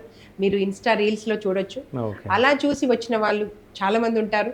సో వారికి మళ్ళీ నేను కొంతమంది నా దగ్గరికి వచ్చాక కూడా ఇంత థరోగా అన్ని ఎవాల్యుయేట్ చేసినా కూడా నెగటివ్ వచ్చిన వారు కూడా ఉంటారు. 10% 20%. ఎందుకంటే వారి కొన్ని కండిషన్స్ అంటే అన్కరెక్టబుల్ కండిషన్స్, అంటే వారి ఎండోమెట్రియం రిపీటెడ్గా థిన్గా ఉండడం, అంటే మనం ఇలాంటి పిఆర్పీస్ స్టెమ్ సెల్స్ టెస్ట్లన్నీ ఏది చేసినా కానీ ఇంప్రూవ్మెంట్ లేనిది, అంటే ఇన్ఫెక్షన్స్ వలన ఆల్రెడీ ఎండోమెట్రియం పొర అంటారు కదా, గర్భాశయంలో పొర ఆల్రెడీ డ్యామేజ్ అయిపోవడం, మన కరెక్షన్స్ వల్ల కూడా ఇంప్రూవ్మెంట్ లేకపోవడం ద్వారా, తర్వాత కొన్ని అన్ఐడెంటిఫైడ్ ఇమ్యునలాజికల్ ఫ్యాక్టర్స్, అంటే మనకి ఏది అర్థం కాదు ఇమ్యునలాజికల్ ఫ్యాక్టర్స్ని వీ కెనాట్ టెస్ట్, ఏ టెస్ట్ ద్వారా సరిగా తెలీదు, మనము చూడ్డానికి కూడా కనిపించదు. ఇలాంటి కండిషన్ ద్వారా కూడా కొంతమందికి అవ్వని వాళ్ళు ఉంటారు. వారికి నేను అటెంప్ట్ ఇచ్చి ఇంకా అవ్వరు అన్నాక వారికి so I have tried my best, ఇంకా బెటర్, అంటే లాస్ట్ ఆమె బయట సెంటర్లో కూడా ఒక 3-4 సార్లు చేసుకొని నా దగ్గర కూడా ఒకసారి చేసుకున్నాక సో ఆమెకి ఏజ్ ఎక్కువైపోయి ఇవన్నీ కండిషన్స్ ఉన్నాక ఇంకా బెటర్ అమ్మా, ఇంకేదైనా అడాప్షన్స్కి వెళ్ళండి, you have given so many attempts. అంత ఈజీ కాదు ఒకసారి ఐవీఎఫ్ చేసుకోవడం, 2 సార్లు ఐవీఎఫ్ చేసుకోవడం, దాన్ని నెగటివ్స్ని యాక్సెప్ట్ చేయడం అన్నది అంత ఈజీ కాదు. సో అలాంటి వారికి మంచి థరో కౌన్సిలింగ్ ఇచ్చేసి ఏదైనా అడాప్షన్స్కి వెళ్ళమని గైడ్ చేసినవి కూడా ఉన్నాయి. సో మీరు అట్లా కౌన్సిలింగ్ చేసిన తర్వాత ఎవరన్నా పిల్లల్ని తీసుకొని పెంచుకున్న వాళ్ళు ఎవరైనా ఉన్నారా? అంటే ఆ బాబుని మీ దగ్గర తీసుకొని వచ్చిన వాళ్ళు ఎవరైనా ఉన్నారా? సో అలాంటి వాళ్ళైతే ఎవరు లేరు. మేబీ తీసుకొని ఉంటారు కానీ మళ్ళీ నా దగ్గరకు వచ్చి చూపించిన వాళ్ళు అయితే ఉన్నారు. కాకపోతే క్రానిక్ ఇన్ఫర్టిలిటీ పేషెంట్స్ ఎప్పుడైతే 2-3 సార్లు నెగటివ్ బయట వచ్చి నా దగ్గరకు వచ్చి ఫస్ట్ అటెంప్ట్కి పాజిటివ్ వచ్చి పిల్ల పాపలు వాళ్ళు ఉన్న వారిని ఖచ్చితంగా ఒకసారి మళ్ళీ నా దగ్గర తీసుకొచ్చి బ్లెస్సింగ్ తీసుకొని వెళ్ళిన వాళ్ళు చాలా మంది ఉంటారు. అంటే ఐవీఎఫ్కి చాలా డబ్బులు ఖర్చు అవుతాయి అని చెప్పేసి చెప్తా ఉంటారు. అసలు ఎంత డబ్బు ఖర్చు అవుతుంది ఐవీఎఫ్ ప్రాసెస్ చేస్తే? IVF it self is costly అండి. ఎందుకంటే మనము లోపల న్యాచురల్గా తయారవ్వాల్సిన ఎంబ్రియోని, అంటే ప్రాణాన్ని, ఒక ప్రాణాన్ని మనం బయట చేయాలంటే ఎన్ని కండిషన్స్ ఇవ్వాలి, టెంపరేచరు, దానికి సరిపడ మీడియా, అది గ్రో అవ్వడానికి మీడియా, ఇవన్నీ ల్యాబ్కి సంబంధించినవి. తర్వాత ఆ పరికరాలు ఏదైతే చాలా వాటిని డ్యామేజ్ అవ్వకుండా ఆ సున్నితమైన ఊసైట్ని, సున్నితమైన సెమెన్ని వాటిని హ్యాండిల్ చేయాలంటే వాటికి యూజ్ చేసే పరికరాలు కూడా చాలా కాస్ట్లీగా ఉంటాయి. ఎంత డెలికేట్ ఉంటే అవన్నీ మనం హ్యాండిల్ చేయగలుగుతాం. సో అలాంటి పరికరాలు కాస్ట్లీ. ఇంకా ఎగ్స్ పెరగడానికి ఇచ్చే ఇంజెక్షన్స్ అన్ని హార్మోన్స్, అవన్నీ కూడా కాస్ట్లీగా ఉంటాయి. దాదాపు 12 days 11 days ఇంజెక్షన్స్ కాస్ట్లీ, వాటికి ఎగ్ పికప్ వాటిని హ్యాండిల్ చేయాలన్న పరికరాలు కాస్ట్లీ. తర్వాత పెంచడానికి ఎంబ్రియోని మనం పెంచడానికి అది కూడా కాస్ట్లీ. దాని తర్వాత ఈ ఫ్రీజింగ్ టెక్నిక్ కానీ, తర్వాత థాయింగ్ ప్రొసీజర్ కానీ, ఇవన్నీ కూడా వాటికి వాడే మీడియాస్ అన్ని కాస్ట్లీగానే ఉంటాయి. ఓకే. సో ఇవన్నీ చేయాలంటే మనకి ఓవరాల్గా ప్రొసీజర్, ఐవీఎఫ్ ప్రొసీజర్ అనేది కాస్ట్లీగా అవుతుంది. తర్వాత ఎంబ్రియో ట్రాన్స్ఫర్ తర్వాత ఆ ఎంబ్రియో సస్టైన్ అవ్వాలంటే మళ్ళీ బయట నుంచి మనం అన్ని హార్మోనల్స్ ఇవ్వాల్సి ఉంటుంది. సో వీటికి సంబంధించిన ఇంజెక్షన్స్, మెడిసిన్స్ కూడా కాస్ట్లీగానే ఉంటాయి. అందుకని కంప్లీట్గా ఐవీఎఫ్ ప్యాకేజ్ అన్నది మనకి కాస్ట్లీగా అవుతుంది. ఓకే. ఎక్కడ కూడా అంటే ఇది తక్కువ చేస్తే ఎక్కడ నెగటివ్ వస్తుందో, ఇది తక్కువ చేస్తే కట్ షార్ట్ చేస్తే ఎక్కడ నెగటివ్ వస్తుందో అని ఎక్కడ కాంప్రమైజ్ అవ్వకుండా మంచి నాణ్యత మందులు, మంచి నాణ్యతమైన పరికరాలు, తర్వాత lab conditions 24 hours temperature maintain చేస్తూ, అంటే ఎయిర్ కండిషన్లో ఉంటూ ఆ పరికరాలు. ఇంకా ఇప్పుడు రీసెంట్గా మంచి మంచి ఎక్విప్మెంట్స్, ఈ ఎక్విప్మెంట్ తోటి మంచి కల్చర్, మంచి ఎంబ్రియోస్ వస్తాయంటే ఆ ఎక్విప్మెంట్ ఇంకొక అప్గ్రేడ్ అవుతూ ఉంటాయి. ఇంతకు ముందున్న ఇంక్యుబేటర్స్ కంటే మంచి మంచి ఇంక్యుబేటర్స్, కే సిస్టమ్ అని, తర్వాత ప్లానర్స్ అని మంచి మంచి ఎక్విప్మెంట్ రావడం. ఆ ఎక్విప్మెంట్లు కూడా చాలా కాస్ట్లీగా ఉంటాయి. ఏదో 5-10 కాదు, ఒక దాదాపు 30-40 lakhs అట్లా ఉంటాయి. మన మిషనరీని పర్చేస్ చేయడం, ఇవన్నీ తీసుకుంటే మనకి ఐవీఎఫ్ అన్నది కాస్ట్లీగా అవుతుంది. ఓకే. సో మరి ఇది చేయాలంటే ఖచ్చితంగా పేషెంట్కి ఛార్జ్ చేయాల్సి ఉంటుంది. ఓకే. పేషెంట్ బేర్ చేయాల్సి ఉంటుంది. సో వారికి కూడా రీజనబుల్గా ఇవన్నీ చూసుకొని మందుల ఖర్చు అని, ప్రొసీజర్ ఖర్చు అని దాదాపు మనకు ఒక 2 lakhs వరకు అయితే ఖర్చు అవుతుంది. ఓకే. 2 lakhs. Okay, done. అయితే 2 lakhs ఖర్చు అవుతుంది అని చెప్పేసి మీరు చెప్పడం జరిగింది. సో రీసెంట్గా మీ రీల్ నేను ఒకటి చూడడం జరిగింది. సో 13 or 14 మెంబర్స్కి మీరు ఫ్రీగా ఐవీఎఫ్ చేస్తున్నట్టు చూడడం జరిగింది. మరి ఇది ఎట్లా పాసిబుల్? అంటే ఫ్రీగా మీరు ఎందుకు చేస్తున్నారు? నేను మా హస్బెండ్ ఇద్దరం కూడా ఒక చారిటబుల్ ట్రస్ట్ అని అనుకున్నాం. మా అత్తయ్య మామయ్య పేరిట ఒక చారిటబుల్ ట్రస్ట్. ఎందుకంటే మేము ఫస్ట్ నుంచి కూడా కొంచెం సర్వీస్ మైండెడే ఇద్దరము. మనం ఏదో ఒకటి సొసైటీకి ఇద్దాము, సొసైటీ నుంచి ఒక డాక్టర్గా చాలా మేమైతే వెల్ సెటిల్డ్, ఖచ్చితంగా సొసైటీకి ఏదైనా ఇవ్వాలని నిర్ణయం చేసుకొని ఒక చారిటబుల్ ట్రస్ట్ స్థాపించాము. అందులో ప్రతి సంవత్సరం స్వామి సార్ ఏమో ఒక 10 మందికి ఫ్రీగా నీ రీప్లేస్మెంట్, నేనేమో ఒక 10 మందికి ఐవీఎఫ్, మా ఇద్దరి ఫీల్డ్లలో ఒక 10 మందికి అని డిసైడ్ అయ్యాము. అదే విధంగా చేస్తాము. సో దీని ద్వారా ఒక 10 మందికి సేవ చేద్దాము అని. ఎందుకంటే కొంతమందికి ఖచ్చితంగా ఐవీఎఫ్ఏ చేయాలి. ఏ చిన్న ప్రొసీజర్, సింపుల్ ప్రొసీజర్ తోటి అవ్వరు వాళ్ళకి, ఖచ్చితంగా ఐవీఎఫ్ చేయాలి. ఈ ఐవీఎఫ్ చేసుకోండి, మీరు దీనికి ఇంత ఖర్చు అవుతుందంటే వారు చేసుకోలేరు. ఎందుకంటే ఆ ఖర్చుకి వాళ్ళు పెట్టుకోలేని పరిస్థితి. సో అలాంటి వారు చాలా మంది వెనుదిరిగిపోతూ ఉంటారు. మాతో అవ్వదు, మేము చేసుకోలేమని వెనుదిరిగిపోతూ ఉంటారు. సో అలాంటి వారికి నా వంతు సాయంగా ఒక సంవత్సరానికి ఒక 10 మందికి ఉచితంగా ఐవీఎఫ్ చేయడానికి డిసైడ్ అయినాము. ఇది 6వ సంవత్సరం. ఈ 2026లో ఈ లక్కీ డ్రా ఒక ఫ్రీ క్యాంప్ ప్రతి ఫిబ్రవరిలో ఫ్రీ క్యాంప్ కండక్ట్ చేసి అందులో నమోదు చేసుకున్న వారికి లక్కీ డ్రా ద్వారా ఒక 10 మందికి చేస్తాము. ఈసారి అదృష్టవశాత్తు ఆ లక్కీ డ్రా రోజు మా బ్రదర్ అమెరికాలో స్థిరపడ్డాడు. అనుకోకుండా ఇక్కడికి వచ్చినప్పుడు ఈ లక్కీ డ్రా సన్నివేశానికి పిలవడం జరిగింది. ఆయన కూడా వచ్చి ఆయన వంతు సాయంగా ఒక 4గురికి తను ఫ్రీగా అనౌన్స్ చేశాడు. సో ఆ 10+4 14 కపుల్కి ఫ్రీగా చేస్తున్నాము. దాదాపు ఒక 2 స్టార్ట్ అయింది కూడా. ఇంకా వారికి ఎంబ్రియో ట్రాన్స్ఫర్ నెక్స్ట్ మంత్లో ఎంబ్రియో ట్రాన్స్ఫర్ కూడా ఉంది. Okay.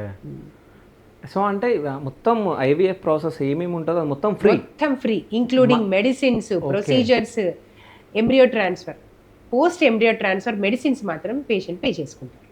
Complete free, 2 lakhs worth కంప్లీట్గా ఫ్రీ. ఓకే. అంటే వాళ్ళు మాట్లాడుతుంటే వాళ్ళలో అంటే ఆనందం చూడడం జరిగింది. అంతే కదండి, ఒక 2 లక్షల విలువ ప్రొసీజర్ ఫ్రీగా అవుతుందంటే చాలా సంతోషం కదా. సో అంటే ఐవీఎఫ్ త్రూ పుట్టిన బేబీ సో హెల్తీగా ఉంటుందా? 100%. ఓకే, 100%. అది ఐవీఎఫ్ బేబీ ఏం కాదండి, వారి ఎగ్స్, వారి స్పర్మ్.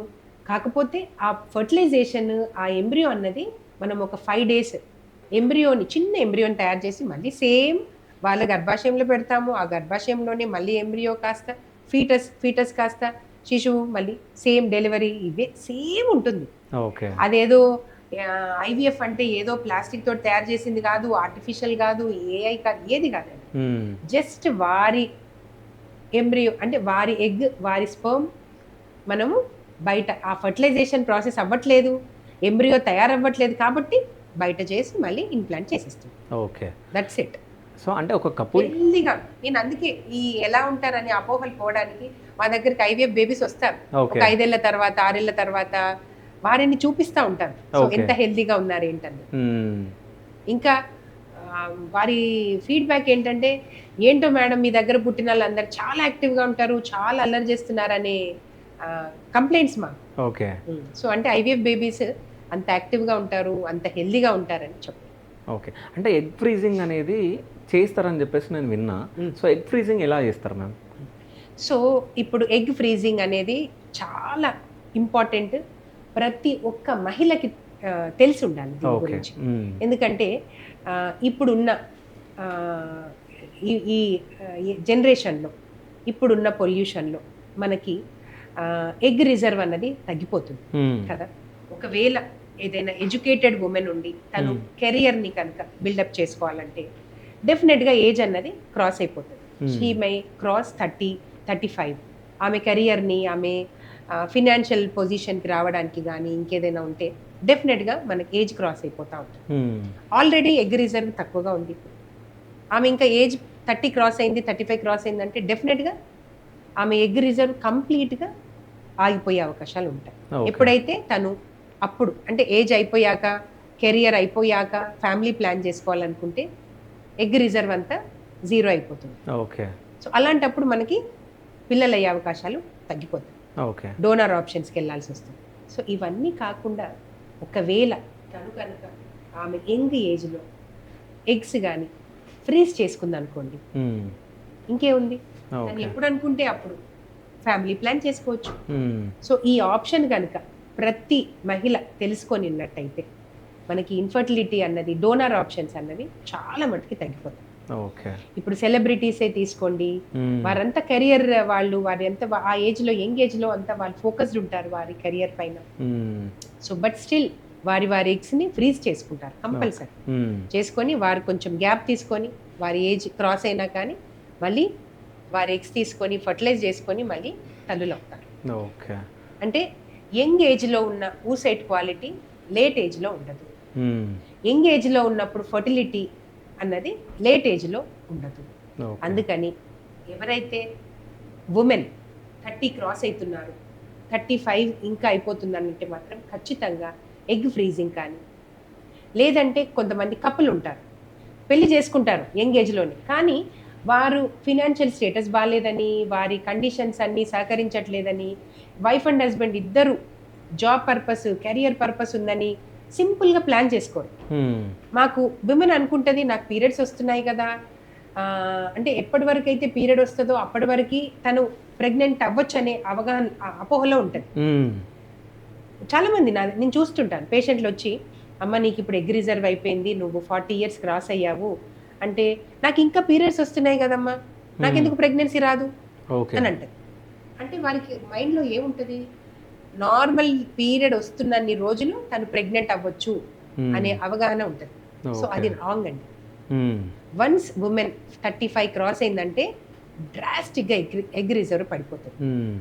వన్స్ 40 క్రాస్ అయిందంటే మాత్రం 99% ఎగ్ రిజర్వ్ అన్నది పడిపోతుంది.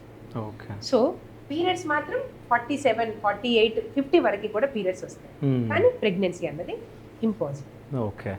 సో ఇలాంటి వారు యంగ్ ఏజ్లో ఉన్నప్పుడు ఎగ్ రిజర్వ్ చేసుకుంటే, ఎగ్ ప్రిజర్వేషన్ చేసుకుంటే వారికి మళ్ళీ ఫర్టిలిటీ అవకాశాలు ఉంటాయి. ఈ కపుల్ ఎవరైతే డిలే చేస్తున్నారు వారు ఒకసారి దీని గురించి ఆలోచించి చక్కగా ఒక మంచి ఫర్టిలిటీ సెంటర్ని చూస్ చేసుకొని వారి ఎంబ్రియోని కనుక ఫ్రీజ్ చేసుకొని పెట్టుకొని వారు ఎప్పుడు అనుకుంటే అప్పుడు మళ్ళీ ఎంబ్రియో ట్రాన్స్ఫర్ చేసుకోవచ్చు. సో ఈ ఫ్రీజింగ్కి నామినల్గా మినిమం ఫ్రీజింగ్ ఛార్జెస్ ఉంటాయి. దీని ప్రకారంగా యంగ్ కపుల్ ఎవరైతే లేట్గా ప్లాన్ చేసేవారు ఎంబ్రియో ఫ్రీజింగ్కి వెళ్ళడం, యంగ్ ఎవరైతే ఉమెన్ లేట్గా మ్యారేజ్, లేట్గా ప్రెగ్నెన్సీ ప్లాన్ చేసుకునే వాళ్ళు ఎగ్ ఫ్రీజింగ్ చేసుకుంటే చాలా బాగుంటుందని ఇది అందరికీ కూడా తెలియాలి, ఓకే. అవేర్నెస్ అన్నది క్రియేట్ చేయాలి. ఇంకా ఇంకా దీనిని పబ్లిసైజ్ చేసి అందరికీ అవేర్నెస్ క్రియేట్ చేయడం ద్వారా చాలామంది దీనికి ముందుకొస్తారు, మనకి ఫర్టిలిటీ ఇంప్రూవ్మెంట్ కూడా ఉంటుంది. సో అన్నిట్లలో ముందు చూపు కాదు, ఇందులో కూడా ముందు చూపు ముందు చూపు ఉండాలంటారు. అవసరం. ఓకే. ఒక కపుల్ ఉన్నారు, సో వాళ్ళకి 28 అంటే ఏజ్లో వాళ్ళకు మ్యారేజ్ అయిపోయింది. సో అప్పుడు వాళ్ళు ఎగ్ ఫ్రీజింగ్ చేయించుకున్నారు. దాని తర్వాత 35 ఇయర్స్లో వాళ్ళకు న్యాచురల్గా ప్రెగ్నెన్సీ కన్ఫర్మ్ అయింది. సో ఈ ఎగ్ని ఏం చేస్తారు, ఫ్రీజింగ్ చేసిన ఎగ్ని? వాళ్ళు ఒకవేళ న్యాచురల్గా కన్సీవ్ అయ్యారనుకోండి, వారు ఆప్షన్ ఇచ్చేస్తారు, మాకు ఇంకా అవసరం లేదు ఈ ఎంబ్రియో, డిస్కార్డ్ అన్న చేయండి, లేదంటే ఇంకేదైనా రీసెర్చ్కైనా యూజ్ చేయండి అని వారు చెప్పేస్తారు. దాని ప్రకారంగా యూజ్ చేయడం జరుగుతుంది. ఓకే. సో అంటే ఒక కపుల్ మ్యారేజ్ అయిన తర్వాత అంటే న్యాచురల్గా ఎన్ని ఇయర్స్ వరకు ట్రై చేయొచ్చు? సో ఎన్ని ఇయర్స్ తర్వాత ఐవీఎఫ్ సెంటర్ దగ్గరికి వెళ్ళొచ్చు? Depends on the age, okay. Couple age. Women 30 లోపల ఉన్నారనుకోండి, వారు ఒక 1-2 ఇయర్స్ ట్రై చేయొచ్చు. ఓకే. పెళ్ళైనాక 1 ఇయర్ 2 ఇయర్స్ వరకు వెయిట్ చేయొచ్చు. వారికి ఏదైనా హెల్త్ ఇష్యూస్ ఉన్నాయంటే మాత్రం కన్సల్ట్ చేయడం బెటర్. 30 క్రాస్ అయ్యారంటే ఖచ్చితంగా ఫర్టిలిటీ సెంటర్కి వెళ్ళి బేసిక్ ఎవాల్యుయేషన్ చేసుకోవాలి. ఓకే. వారికి బాగుంటే మళ్ళీ they can be together, they can plan their own. Okay. లేదు వారికి ఏదైనా ఇష్యూస్ ఉన్నాయి, సెమెన్ కౌంట్ తక్కువ ఉంది, ఎగ్ రిజర్వ్ తక్కువ ఉందంటే ట్రీట్మెంట్ ఆప్షన్స్ ఐదర్ సింపుల్ గానో, లేదంటే ఐయుఐఓ, లేదంటే ఐవీఎఫ్ ఆప్షన్స్ తీసుకొని ఎంత తొందరగా వారి ప్రెగ్నెన్సీ ప్లాన్ చేసుకుంటే వారికి అంత మంచి అవకాశాలు ఉంటాయి. Okay. Rather than waiting for long time and wasting their age time అంటే వారు ఎంత తొందరగా కన్సల్ట్ చేసి అంత తొందరగా ట్రీట్మెంట్ ఆప్షన్ తీసుకుంటే మంచిది. యంగ్ ఏజ్లో ఫర్టిలిటీ సక్సెస్ రేట్ చాలా బాగుంటుంది లేట్ ఏజ్ కంటే. సో ఇంకోటి మ్యామ్, అంటే మీ వీడియోస్ నేను చూశాను కాబట్టి ఈ చేపల పులుసు, నెల్లూరు చేపల పులుసు గురించి మీరు మాట్లాడడం జరిగింది. సో అంటే అసలు ఆమె స్టోరీ ఏంటి అసలు? సో తనకి ఇప్పుడు చాలా చోట్ల తిరిగింది. ఆమె ఏజ్ వచ్చేసి 46 years. Okay. 26 years marital life. తను ఒక ఎంప్లాయ్, గవర్నమెంట్ ఎంప్లాయ్ తను.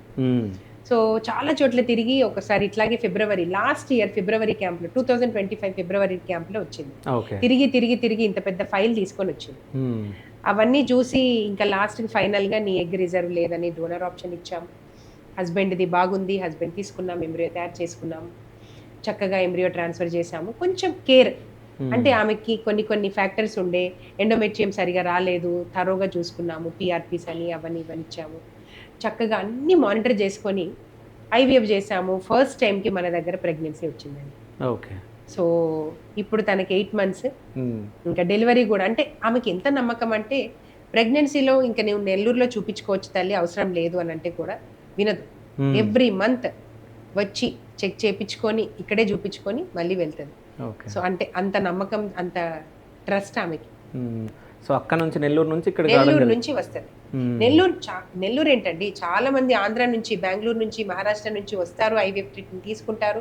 ప్రెగ్నెన్సీ కాగానే మళ్ళీ వారి ప్లేస్ కి షిఫ్ట్ అయిపోతారు. కానీ కొంతమంది ఇంకా వాళ్ళకి నమ్మకం వద్దన్నా కానీ ఇక్కడికే వచ్చి ప్రెగ్నెన్సీ అంతా చూపించుకొని డెలివరీ అయిన వాళ్ళు కూడా ఉంటారు. ఓకే. సో అంటే ఇప్పటివరకు మీ పేషెంట్లలో, సో అంటే వాళ్ళ స్టోరీ విన్న తర్వాత కానీ, సో వాళ్ళ గురించి తెలిసిన తర్వాత కానీ ఎమోషనల్ బాండింగ్ కానీ, ఎమోషనల్ అయింది ఏదన్నా స్టోరీ ఉందా? దాదాపు ఇలా క్రానిక్ పేషెంట్స్ అయితే చాలా కనెక్టింగ్గా ఉంటారు. ఎందుకంటే బయట ఒక 4-5 సార్లు చేసుకొని ఇంకా అవ్వరు అని అనుకున్నాక, డబ్బులన్నీ అయిపోయాక ఆ స్టేజ్లో వచ్చిన పేషెంట్లు అందరూ కనెక్ట్ అవుతారు.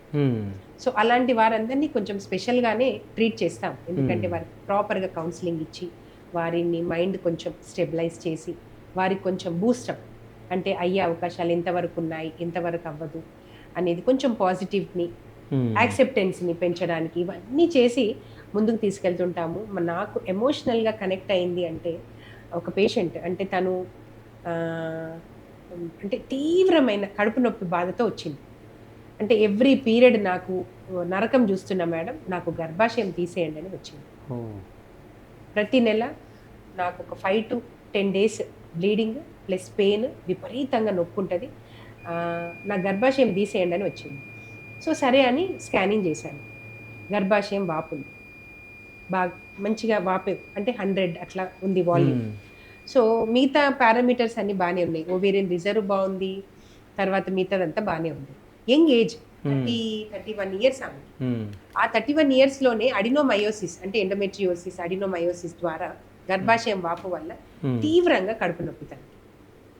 సో ఆమె హస్బెండ్ కూడా ఇంకా నేను కూడా భరించలేను మేడం, ప్రతి నెల ఒక 10 రోజులు పడుకొనే ఉంటుంది, లేవదు, ఇంక గర్భాశయం తీసేయండి, నేను ఇంకో పెళ్లి చేసుకుంటా అని అంటే ఆ ధోరణిలో చెప్పాడు. ఈమెకు ఎట్లాగో పిల్లలు అవ్వరు, గర్భాశయం తీసేస్తే పిల్లలు అవ్వరు, నేను ఇంకా ఇంకొక మ్యారేజ్ చేసుకోవచ్చు అని దానికి మాట్లాడితే నేను ఒకటే అన్నా, నాకు ఒక ఛాన్స్ ఇవ్వండి, మిగతావన్నీ బాగానే ఉన్నాయి, నీకు వీరకణాల టెస్ట్ చేస్తూ వస్తా, నీకు బాగుంటే నీవి తీసుకుంటా, తనకి ఎగ్ రిజర్వ్ కూడా బాగానే కనిపిస్తుంది, యంగ్ ఏజే కదా, సో గర్భాశయం వాపుకి కొంచెం పొర కోసం ట్రై చేస్తాను, నేను ఒక అటెంప్ట్ ఇద్దాము, పిల్లలైతే అయ్యాడు, లేదంటే అప్పుడు గర్భాశయం తొలగించుకోవడానికి వెళ్ళండి అని అంటే సరే అన్నారు. కొద్దిగా సిమ్టమాటిక్ ట్రీట్మెంట్ పెట్టా, ఆ తీవ్రమైన నొప్పికి బ్లీడింగ్కి సిమ్టమాటిక్ ఒక 1-2 మంత్స్ సిమ్టమాటిక్ ట్రీట్మెంట్ ఇచ్చాక then I started thorough evaluation.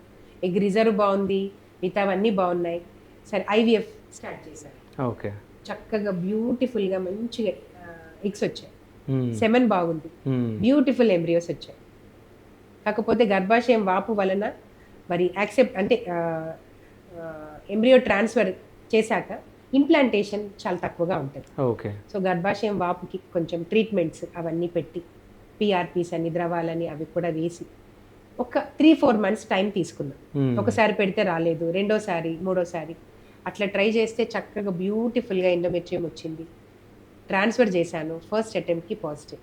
Okay, so అంటే ఏదైతే ఆమె ప్రెగ్నెన్సీ వద్దు, నాకు నా గర్భాశయాన్ని తీసేయండి అని వచ్చింది. ప్రెగ్నెన్సీలో కూడా కొంచెం ఎక్స్పెక్ట్ చేసిన, ఎందుకంటే ఇలాంటి వాపున్న గర్భాశయంలో ప్రెగ్నెన్సీ నిలవడం కష్టం, అబార్షన్స్ అవుతుంటాయి, సో ఎక్కడ అబార్షన్స్ అవుతాయో అని కొంచెం స్పెషల్ కేర్ ఇవ్వడం జరిగింది.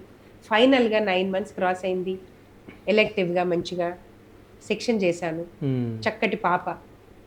సో పాప పుట్టాక తను చెప్పిన డైలాగ్ అనమాట, అంటే నేను గర్భాశయం తీసుకోవడానికి వచ్చాను, ఈరోజు పాపను తీసుకొని వెళ్తున్నా మేడం అని. అది బాగా కనెక్టింగ్ పేషెంట్ అనమాట, అంటే ఒక గర్భాశయం తొలగించమని వచ్చిన ఆమెకి నేను ఒక తల్లిని చేసి పంపించానని గర్వంగా అనిపిస్తుంది. ఈ టెక్నాలజీ మీద అంటే ఈ ఐవీఎఫ్ ద్వారానే పాసిబుల్ అయింది అది అని గ్రేట్ అనిపిస్తుంది. ఓకే, వాళ్ళు ఇప్పుడు టచ్లో ఉన్నారా? అంటే పాప పెద్దగా అయ్యాక ఒకసారి తీసుకొచ్చింది, ఆ వీడియో కూడా పెట్టాను. ఓకే, ఆ వీడియో కూడా పెట్టాను, అంటే పాప పెద్దగా అయ్యాక ఒక 2 ఇయర్స్ తర్వాత మళ్ళీ తీసుకొని వచ్చింది చూపించడానికి. అంటే ఆ రోజు ఎప్పుడైతే డెలివరీ అయ్యి వెళ్ళిపోయాక పాపను చూడడము, దాని తర్వాత మళ్ళీ 2 ఇయర్స్ తర్వాత ఆ వీడియో కూడా ఇన్స్టాలో ఉంటుంది. ఓకే, అంటే చాలా మందికి అబోర్షన్ అవుతూ ఉంటుంది, అసలు ఎందువల్ల అబోర్షన్స్ అవుతాయి? అబార్షన్స్ అవ్వడానికి సో మెనీ రీజన్స్ అండి. జన్యుపరమైన కారణాలు ఉంటాయి, తర్వాత గర్భాశయం కారణాలు ఉంటాయి, అంటే అందులో పొరలు ఉండడము, వాపు ఉండడము, తర్వాత పాలిప్స్, గర్భాశయంలో పాలిప్స్ ఉండడం, ఇలాంటివి గడ్డలు ఉండడం, ఇలాంటి కారణాల వల్ల అయి ఉంటుంది. తర్వాత ఇంకొకటి మేల్ ఫ్యాక్టర్స్, అంటే లో స్పర్మ్ కౌంట్, మొటిలిటీ, మార్ఫాలజీ ఇవన్నీ ఏదైనా తక్కువ ఉన్నప్పుడు కూడా ఇలాంటి కండిషన్ వల్ల, మెయిన్గా వచ్చేసి జెనెటిక్ రీజన్స్ వలన అబార్షన్స్ అవుతుంటాయి. ఇవి కామన్గా మనం మేనరికంలో చూస్తుంటాము ఇలాంటి కండిషన్స్లో. సో వీటి వలన అబార్షన్స్ అన్నవి జరుగుతుంటాయి. మనం ఒకవేళ రికరెంట్గా అబార్షన్స్ అవుతుందంటే మాత్రం థరోగా కపుల్ ఎవాల్యుయేషన్ చేసుకోవాలి. జనరల్గా బ్లడ్ టెస్ట్ల ద్వారా హార్మోన్ ప్రాబ్లం వల్ల కూడా అవుతుంటాయి, అంటే థైరాయిడ్ ఇష్యూస్, ప్రొలాక్టిన్ ఇష్యూస్ ఇలాంటివి ఉన్నా కానీ, డయాబెటిక్ అండ్ హైపర్ టెన్షన్ ఇలాంటి మెడికల్ డిజార్డర్స్, కొంతమందికి ఇంకా క్రానిక్ డిజార్డర్స్ ఉంటాయి కదా, నెఫ్రోటిక్ సిండ్రోమ్స్ అట్లాంటి, రీనల్ సిమ్టమ్స్ ఇట్లాంటివి ఉన్నప్పుడు, ఇలాంటి వారి కండిషన్స్ వలన అబార్షన్స్ అయ్యే అవకాశాలు ఉంటాయి. థరోగా కపుల్ ఎవాల్యుయేషన్ కనుక చేసినట్టయితే, మనకు రీజన్స్ ఐడెంటిఫై అయితే, ఆ రీజన్ని కనుక మనం ట్రీట్ చేసినట్టయితే వారికి మంచి ప్రెగ్నెన్సీ అయ్యే అవకాశాలు ఉంటాయి. కొన్ని అన్ఐడెంటిఫైడ్ ఇమ్యునలాజికల్ ఫ్యాక్టర్స్ అనండి, కొన్ని జెనెటిక్ ఇష్యూస్ అనండి, వాటి వలన కొన్ని మనము ట్రీట్ చేయలేని కాజెస్ కూడా ఒక 1-5% వరకు ఉండొచ్చు. ఓకే, సో ఇంకోటి మ్యామ్, ఈ ఐవీఎఫ్ ప్రాసెస్లో చాలా మటుకు ట్విన్స్ పుడతారు, సో ఎందుకు? సో మనము ఎంబ్రియో తయారు చేస్తాం కదా, వారి ఎంబ్రియోలో కనుక ఒక సెట్, అంటే ఆ సెట్లో ఒక ఏ గ్రేడ్ అయితే ఉంటుంది, ఇంకా దానికి తోడు ఒక ఏబి గ్రేడో బి గ్రేడో ఏదైనా కూడా తయారైతే ఆ సెట్లోనే పెట్టేస్తాం.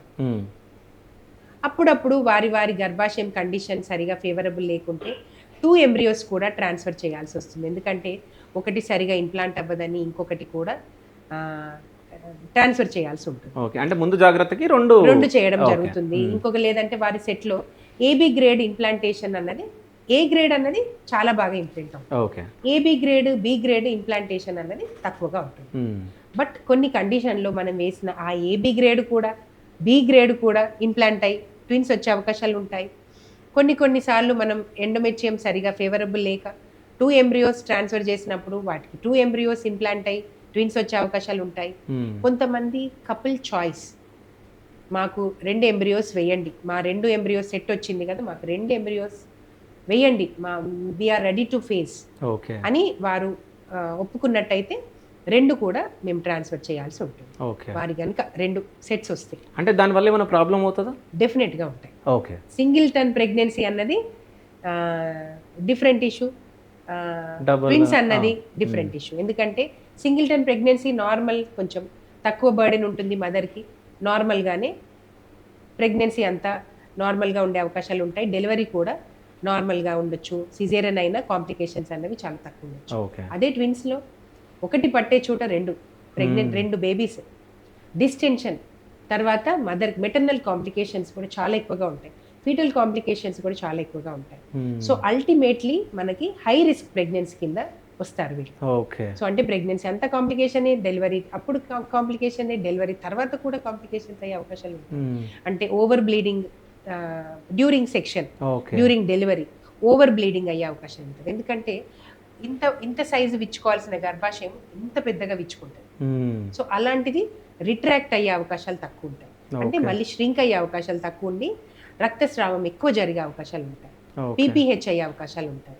దాని ద్వారా కొంతమందికి వెంటనే అంటే మదర్ని సేవ్ చేయాలని చెప్పి గర్భాశయం తొలగించిన కండిషన్స్ కూడా చాలా ఉంటాయి.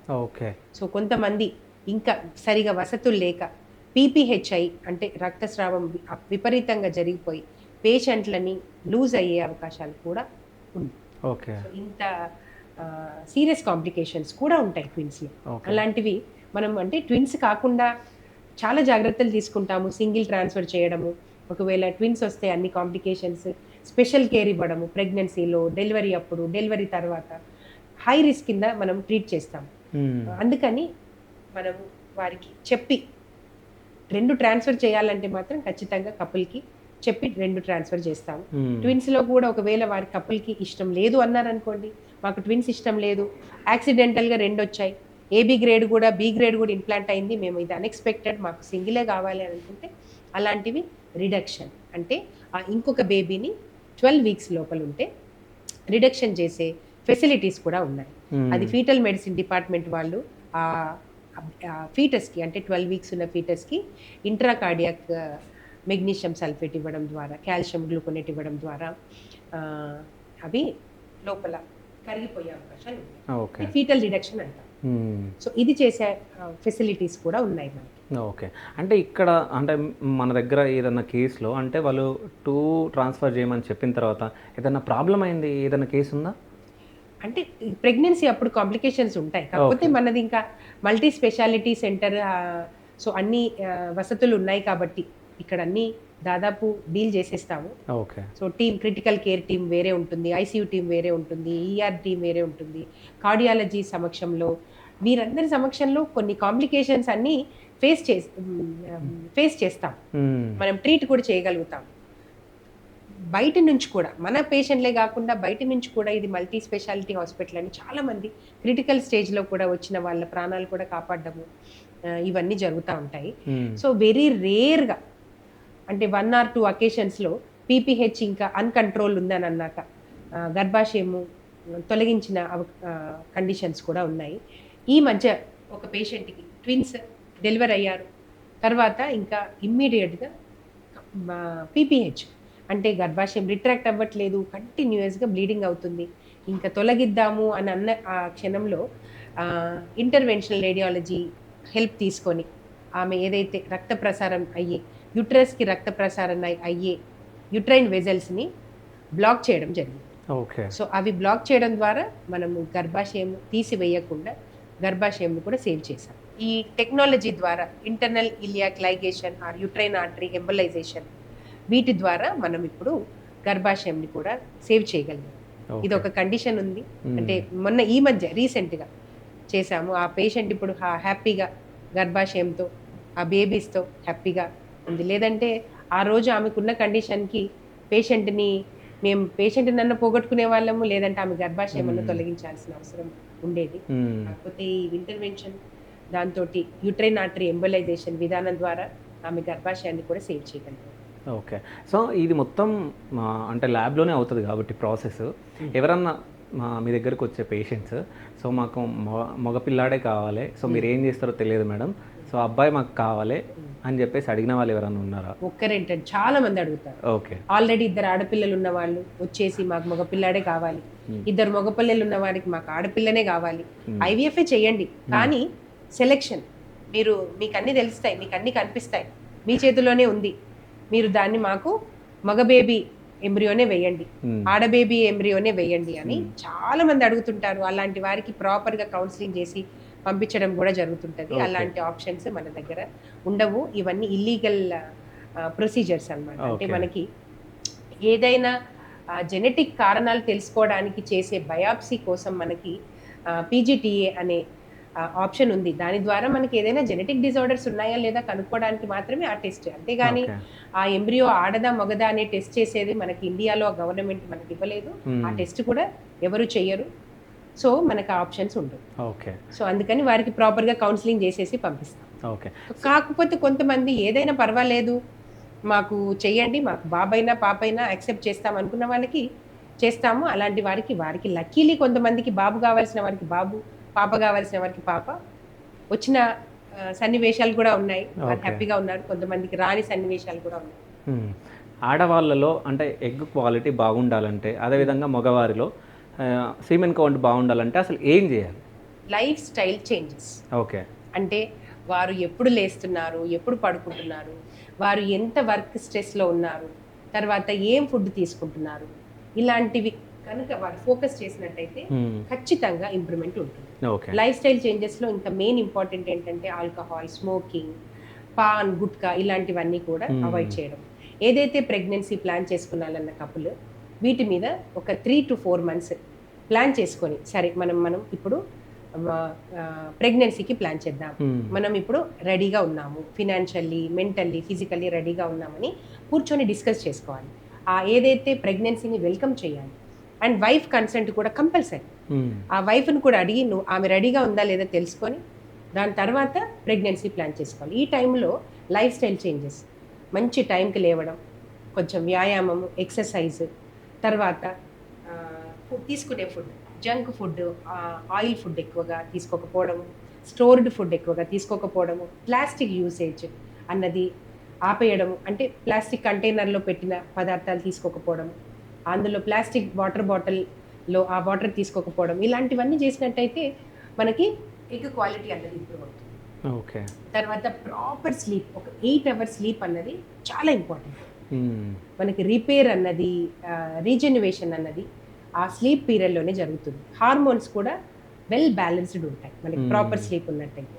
సో అలాంటి కండిషన్స్ అడాప్ట్ చేసుకోవడం, వ్యాయామం, ఎక్సర్సైజ్ వల్ల కూడా మనకి మంచి క్వాలిటీ ఎగ్స్ కానీ ఏఎంహెచ్ ఇంప్రూవ్ అవ్వడం, ఎగ్ క్వాలిటీ ఇంప్రూవ్ అన్నది జరుగుతుంది. సో ఒకవేళ లో స్పర్మ్ ఉన్నట్టయితే ఈ లైఫ్ స్టైల్ చేంజెస్ ద్వారా కౌంట్ పెరగడము, మొటిలిటీ పెరగడము, ఇవన్నీ జరుగుతూ ఉంటాయి. సో మెడికేషన్ కూడా ఒక మోస్తరుగా, అంటే ఒక 10%, 20% మెడికేషన్ కూడా వర్క్ చేస్తుంది. సో ఇంకో క్వశ్చన్ మ్యామ్, అంటే ఇప్పుడు 46-47 ఏజ్లో వీళ్ళకి ప్రెగ్నెన్సీ కన్ఫర్మ్ అవుతుంది. అంటే ఈ ఏజ్లో వాళ్ళకి ప్రెగ్నెన్సీ అవసరం అంటారా? అంటే వీళ్ళు ఓల్డ్ అవుతూ ఉంటారు, పిల్లలు అప్పుడే పుట్టిన వాళ్ళు పెరుగుతూ ఉంటారు, సో వాళ్ళకి అన్ని తర్వాత కష్టాలే కదా. సో మీ సమాధానం ఏంటి? సో ఇప్పుడు ఒక 46-47 ఇయర్స్లో ఒక కపుల్ వచ్చారు. సో దే హ్యావ్ రైట్, ఎందుకంటే మనకి ఏఆర్టీ గైడ్ లైన్స్ ఫిక్స్ చేసింది. ఉమెన్ 50 years లోపల ఉండాలి, మేల్ 55 years లోపల ఉండాలని టర్మ్స్ కండిషన్స్ పెట్టింది. ఓకే. సో ఆ లోపల ఉన్నారు కపుల్. సో ఆ కపుల్ వచ్చారు మన దగ్గర, ప్రెగ్నెన్సీ చేయండి అని అన్నప్పుడు మనము ఖచ్చితంగా చేయాల్సిందే. ఎందుకంటే ఆ గైడ్ లైన్స్ ఉన్నాయి, వారికి రైట్ కూడా ఉంది. అలాంటప్పుడు మనం చూడాల్సినవి ఏంటంటే వారు మెంటల్లీ ఫిజికల్లీ స్ట్రాంగ్గా ఉన్నారా లేదా, ఫినాన్షియల్లీ సపోర్ట్ ఉందా లేదా అన్నవి చెక్ చేసుకుంటాం. ఇవన్నీ క్రైటీరియాస్ కనుక ఓకే అనుకుంటే ఉమెన్ 50 ఇయర్స్ లోపల ఉన్న వారికి కూడా ప్రెగ్నెన్సీ అన్నది మనం చేయాల్సిందే. చాలామంది ఈ వీడియో తర్వాత చాలామంది కమెంట్స్ పెట్టారు, ఆ ఏజ్లో ప్రెగ్నెన్సీ ఏంటండి, ఆ ఏజ్లో ఎందుకు చేశారు మీరు, అసలు పిల్లలు పెద్దగయ్యాక వారు ఏమవుతారో మీరు అవన్నీ చూసుకున్నారా లేదా, ఎందుకు ఇలాంటివి చేస్తున్నారు, డబ్బుల కోసమే చేస్తున్నారని చాలామంది కమెంట్స్ పెట్టారు. ఇది డబ్బుల కోసం చేసింది కాదు. మాతృత్వం అనేది ఆమెకి రైట్ ఉంది, ఆ ఉమెన్కి రైట్ ఉంది. తను 50 ఇయర్స్ లోపల మాతృత్వాన్ని పొందే అవకాశాలు ఉన్నాయి ఆమెకి. గవర్నమెంట్ కూడా యాక్సెప్ట్ చేసింది. సో ఇంకా మనం నో అనేది లేదు. కాకపోతే కొన్ని చూసుకుంటాం, వారి హెల్త్ కండిషన్స్, వారి మెడికల్ కండిషన్స్, ఫినాన్షియల్ కండిషన్స్ అన్నీ హెల్తీగా ఉన్నారా లేదా చూసుకొని మనం ఖచ్చితంగా ట్రై చేయాల్సిందే, సక్సెస్ చేయాల్సిందే. సో దయచేసి ఎవరైతే ఇలాంటి అవగాహన ఉందో, అంటే వారి రైట్ వాళ్ళకు ఉంది, వారి మాతృత్వం పొందే అవకాశం ఆమెకు ఉంది కాబట్టి ఆమె చేసుకుంది. అంతేగాని మీరు ఇలాంటి కమెంట్స్ చేసి వాళ్ళని డిస్కరేజ్ చేయొద్దని నా విజ్ఞప్తి. ఓకే. సో ఇంకో క్వశ్చన్ మ్యామ్, సో ఈ ఐవీఎఫ్ ప్రాసెస్లో అంటే వాళ్ళ ఎగ్గే యూజ్ చేస్తున్నట్టు, అదేవిధంగా వాళ్ళ సీమనే యూజ్ చేస్తున్నట్టు గ్యారంటీ ఏంటి అసలు? బెస్ట్ క్వశ్చన్ అండి. సో కపుల్ వస్తారు, వారు నమ్మకంగా వస్తారు, వారి ఎగ్ పికప్ చేస్తాము, వారి స్పర్మ్ తీసుకుంటాము, ఎంబ్రియో తయారు చేస్తాము, దాని తర్వాత ఎంబ్రియో ట్రాన్స్ఫర్ చేస్తాం. ఓకే. సో ఒక ల్యాబ్, ఒక సెంటర్ డెఫినెట్గా ఎథిక్స్ ఫాలో అవుతుంది. అంటే కంపల్సరీ ఎథిక్స్ ఫాలో అయ్యేది సెంటర్లు అయితే దాదాపు చాలా తక్కువ అండి. ప్రతి సెంటర్కి ఎథిక్స్ ఉంటాయి, రైట్. వారి ఎగ్స్, వారి స్పర్మ్, వారి డిషే, వారి ఎంబ్రియోనే అని ప్రతిదీ చెక్ చేసుకుంటారు. అలాగే చేస్తాం కూడా ఎవ్రీ స్టెప్. అంటే వారి ఎగ్కి ఒక డిష్, వారి ఎంబ్రియోకి ఒక డిష్, తర్వాత వారి ఎంబ్రియోని వారి స్పర్మ్కి కూడా అది సేమ్ డిష్, తర్వాత వాటి ఎంబ్రియోని ఫ్రీజ్ చేసేటప్పుడు దానిపైన మొత్తం వారి ఐడెంటిటీ అంతా సేవ్ చేసి స్ట్రాలలో ఫ్రీజ్ చేస్తాం. మళ్ళీ ఓపెన్ చేసినప్పుడు కూడా ఆ స్ట్రాని, అదే వారి ఐడెంటిటీని వెరిఫై చేసుకొని సేమ్ స్ట్రానే తీసుకుంటాం. ఆ స్ట్రాని కూడా పేషెంట్కి చూపించడం జరుగుతుంది. సో ఇలాంటివన్నీ సింపుల్గా మనం దాదాపు ఎథిక్స్ ఫాలో అయ్యి వారిదే ఇస్తాము. ఫైనల్గా వారికి స్ట్రా చూపించి మనం ఎంబ్రియో ట్రాన్స్ఫర్ చేస్తాం. Okay, fine. సో ఇంకా కూడా అంటే ఆ స్ట్రాలో కూడా మా ఎగ్, మా స్పర్మే కలిపింది ఉందా, లేకుంటే ఇంకేదైనా ఉందా, జస్ట్ మా నేమే రాశారా అనే డౌట్ కూడా రావచ్చు కదా. సో అలాంటి వాటి కోసం ఇప్పుడు కొత్త టెక్నాలజీ, కొత్త ఎక్విప్మెంట్స్ కూడా వచ్చాయి. Okay. So RI information system అంటే ఒక డివైస్. ఆ డివైస్ ఏంటంటే వారికి ఇప్పుడు ఎగ్ పికప్ చేసినప్పుడు వారికి ఒక ఐడెంటిటీ కార్డ్, బార్ కోడ్ ఇచ్చేస్తాం. వారి డిష్ పైన బార్ కోడ్ ఉంటుంది, వారికి పేషెంట్ దగ్గర ఒక కార్డ్ ఉంటుంది. ఆ కార్డ్ ఓపెన్ చేసినప్పుడు మాత్రమే వారివి ఓపెన్ అవుతాయి, లేకుంటే అలారమ్స్ వస్తాయి. సో ఎంబ్రియో ట్రాన్స్ఫర్ రోజు కూడా సో ఆమె ఐడెంటిటీ కార్డ్ మనం ఆమె ఓపెన్ చేస్తేనే మనకి ఆ డిష్ అన్నది యాక్సెప్ట్ చేస్తుంది. అంటే ఎలాంటి అలారం రాకుండా ఆ డివైజ్ మనం అక్కడ ఆమె డిష్ ఆమె ఓపెన్ చేసినప్పుడు, ఆమె ఐడి కార్డ్ ఓపెన్ చేసినప్పుడు పెట్టిన డిష్ పెడితేనే ఎలాంటి అలారమ్స్ రాకుండా నార్మల్గా వస్తాయి. అండ్ దెన్ మనకి పేపర్ కూడా ఉంటుంది, ఆమె ప్రూఫ్ అంటే ఏదైతే బార్ కోడ్ ఇచ్చినాయి అవన్నీ కూడా ప్రూఫ్ చూడడానికి కూడా అవకాశం ఉంటుంది. సో ఇలాంటి ఎక్విప్మెంట్ కూడా మన దగ్గర ఉంది. సో ఎవరైతే మాకు ఇలాంటివి ఏదైతే ఆర్ఐ ఇన్ఫర్మేషన్ సిస్టమ్ కావాలి అని అనుకున్న వాళ్ళకి దాని ప్రకారంగా దానికి ఛార్జబుల్ ఉంటుంది, అది పే చేసుకొని వారు అదే సిస్టంలో వెళ్తారు. కొంతమంది నమ్మకంగా మాకు అవసరం లేదు, మీ మీద ట్రస్ట్ ఉంది అని అనుకున్న వారు సింపుల్గా సో ఏదైతే వారికి లేబుల్ చేసిన స్ట్రా మాత్రమే చూపిస్తామో దాంతో హ్యాపీగా వారి ఎంబ్రియోని ట్రాన్స్ఫర్ చేసుకుంటారు. Okay, done ma'am. అంటే మీరు చెప్పారు ఇప్పుడు మీ దగ్గర ఐవీఎఫ్ ప్రాసెస్ చేయించుకుంటున్నారు, వాళ్ళకి చిన్న ఒక డౌట్ వచ్చింది, ఒక క్వశ్చన్ మార్క్ వచ్చింది వాళ్ళకి. సో అది మాదా కాదా అని చెప్పేసి అనుకుని మిమ్మల్ని అడగడం జరిగింది. సో అది టెస్ట్ చేయడానికి కూడా డబ్బులు ఎందుకు తీసుకుంటున్నారు మరి? సో నార్మల్గా ఎగ్ వారిదే యూజ్ చేస్తాము, వారిది లేబుల్ చేసిన స్ట్రాని చూపించి వారి ఐడెంటిటీ చూపించి వారికి ఎంబ్రియో ట్రాన్స్ఫర్ చేస్తాం. ఇది రెగ్యులర్గా రొటీన్గా జరిగే ప్రాసెస్, దానికి ఎలాంటి ఛార్జబుల్ ఉండదు. కానీ ఇంకా డీటెయిల్గా మాకు ఐడి కార్డ్ కావాలి, మేము పెడితేనే అది అలా మాకు అది ఓపెన్ అవ్వాలి అని అనుకుంటే మాత్రం ఇది ఆర్ఐ ఇన్ఫర్మేషన్ సిస్టమ్ అనే డివైస్ యూజ్ చేయడం జరుగుతుంది. దానికి కిట్ కాస్ట్ ఖచ్చితంగా ఉంటుంది. దానికి మనం ఏదైతే ఆ బార్ కోడ్ కానీ కిట్ కానీ వారికి ఇచ్చే కార్డు కానీ అది కాస్ట్ ఉంటుంది. ఆ కాస్ట్ పే చేసుకోవాల్సి ఉంటుంది, తప్పదు. ఎవరైతే కావాలనుకున్న వాళ్ళకి, ఇది అందరికీ చేయమని అన్నట్లేదు, ఎవరైతే కావాలనుకున్న వాళ్ళే అది పే చేసుకొని చేసుకోవాల్సి. సో అది పే చేయాలి కాబట్టి చాలా మంది చేయించుకోరు నాకు తెలిసి. బట్ వేరేవన్నీ ట్రస్ట్ చేయొచ్చు. వేరేవన్నీ ట్రస్ట్ చేయొచ్చు. వారికి ఉంటుంది కదా వారి స్ట్రా, ఏదైతే స్ట్రా ప్రకారం. ఓకే. సో అంటే ఇప్పుడు సమాజంలో, సొసైటీలో చాలా మంది పిల్లలు లేని వాళ్ళు ఉన్నారు. సో వాళ్ళకు మీరు ఏమైనా చెప్పాలనుకుంటే ఏం చెప్తారు మ్యామ్? సో మీరు అన్నట్టుగా సొసైటీలో చాలా మంది సంతానం లేని దంపతులు ఉన్నారు. సో అలాంటి వారికి ఖచ్చితంగా ఒక మంచి సెంటర్ని చూసుకొని వెళ్ళి వారి కపుల్ ఎవాల్యుయేషన్ అంటే టెస్ట్లు చేసుకొని వారి గల కారణాలను డిస్కస్ చేసి వారికి ట్రీట్మెంట్ ఆప్షన్ తీసుకుంటే చక్కగా ప్రెగ్నెన్సీ అయ్యే అవకాశాలు ఉంటాయి. అనవసరంగా టైం వేస్ట్ చేసి ఏ చెట్ల మందనో, ఆ నమ్మకమనో, ఆ గుడనో, ఈ గుడనో అని టైం వేస్ట్ చేయకుండా ఒక డాక్టర్ని కన్సల్ట్ చేస్తే బాగుంటుంది. దాని తర్వాత పిల్లలు అవ్వకపోవడానికి గల కారణాల గురించి ఖచ్చితంగా అవగాహన తెలిసి ఉండాలి. అంటే మన లైఫ్ స్టైల్ చేంజెస్ ద్వారా పిల్లలు అవ్వకపోవడానికి కారణాలు చాలా ఉన్నాయి కదా, ఇవన్నీ కూడా మనం కరెక్ట్ చేసుకున్నట్టయితే, అంటే లైఫ్ స్టైల్ చేంజెస్ చేసినట్టయితే పిల్లలు అయ్యే అవకాశాలు ఎక్కువగా ఉంటాయి.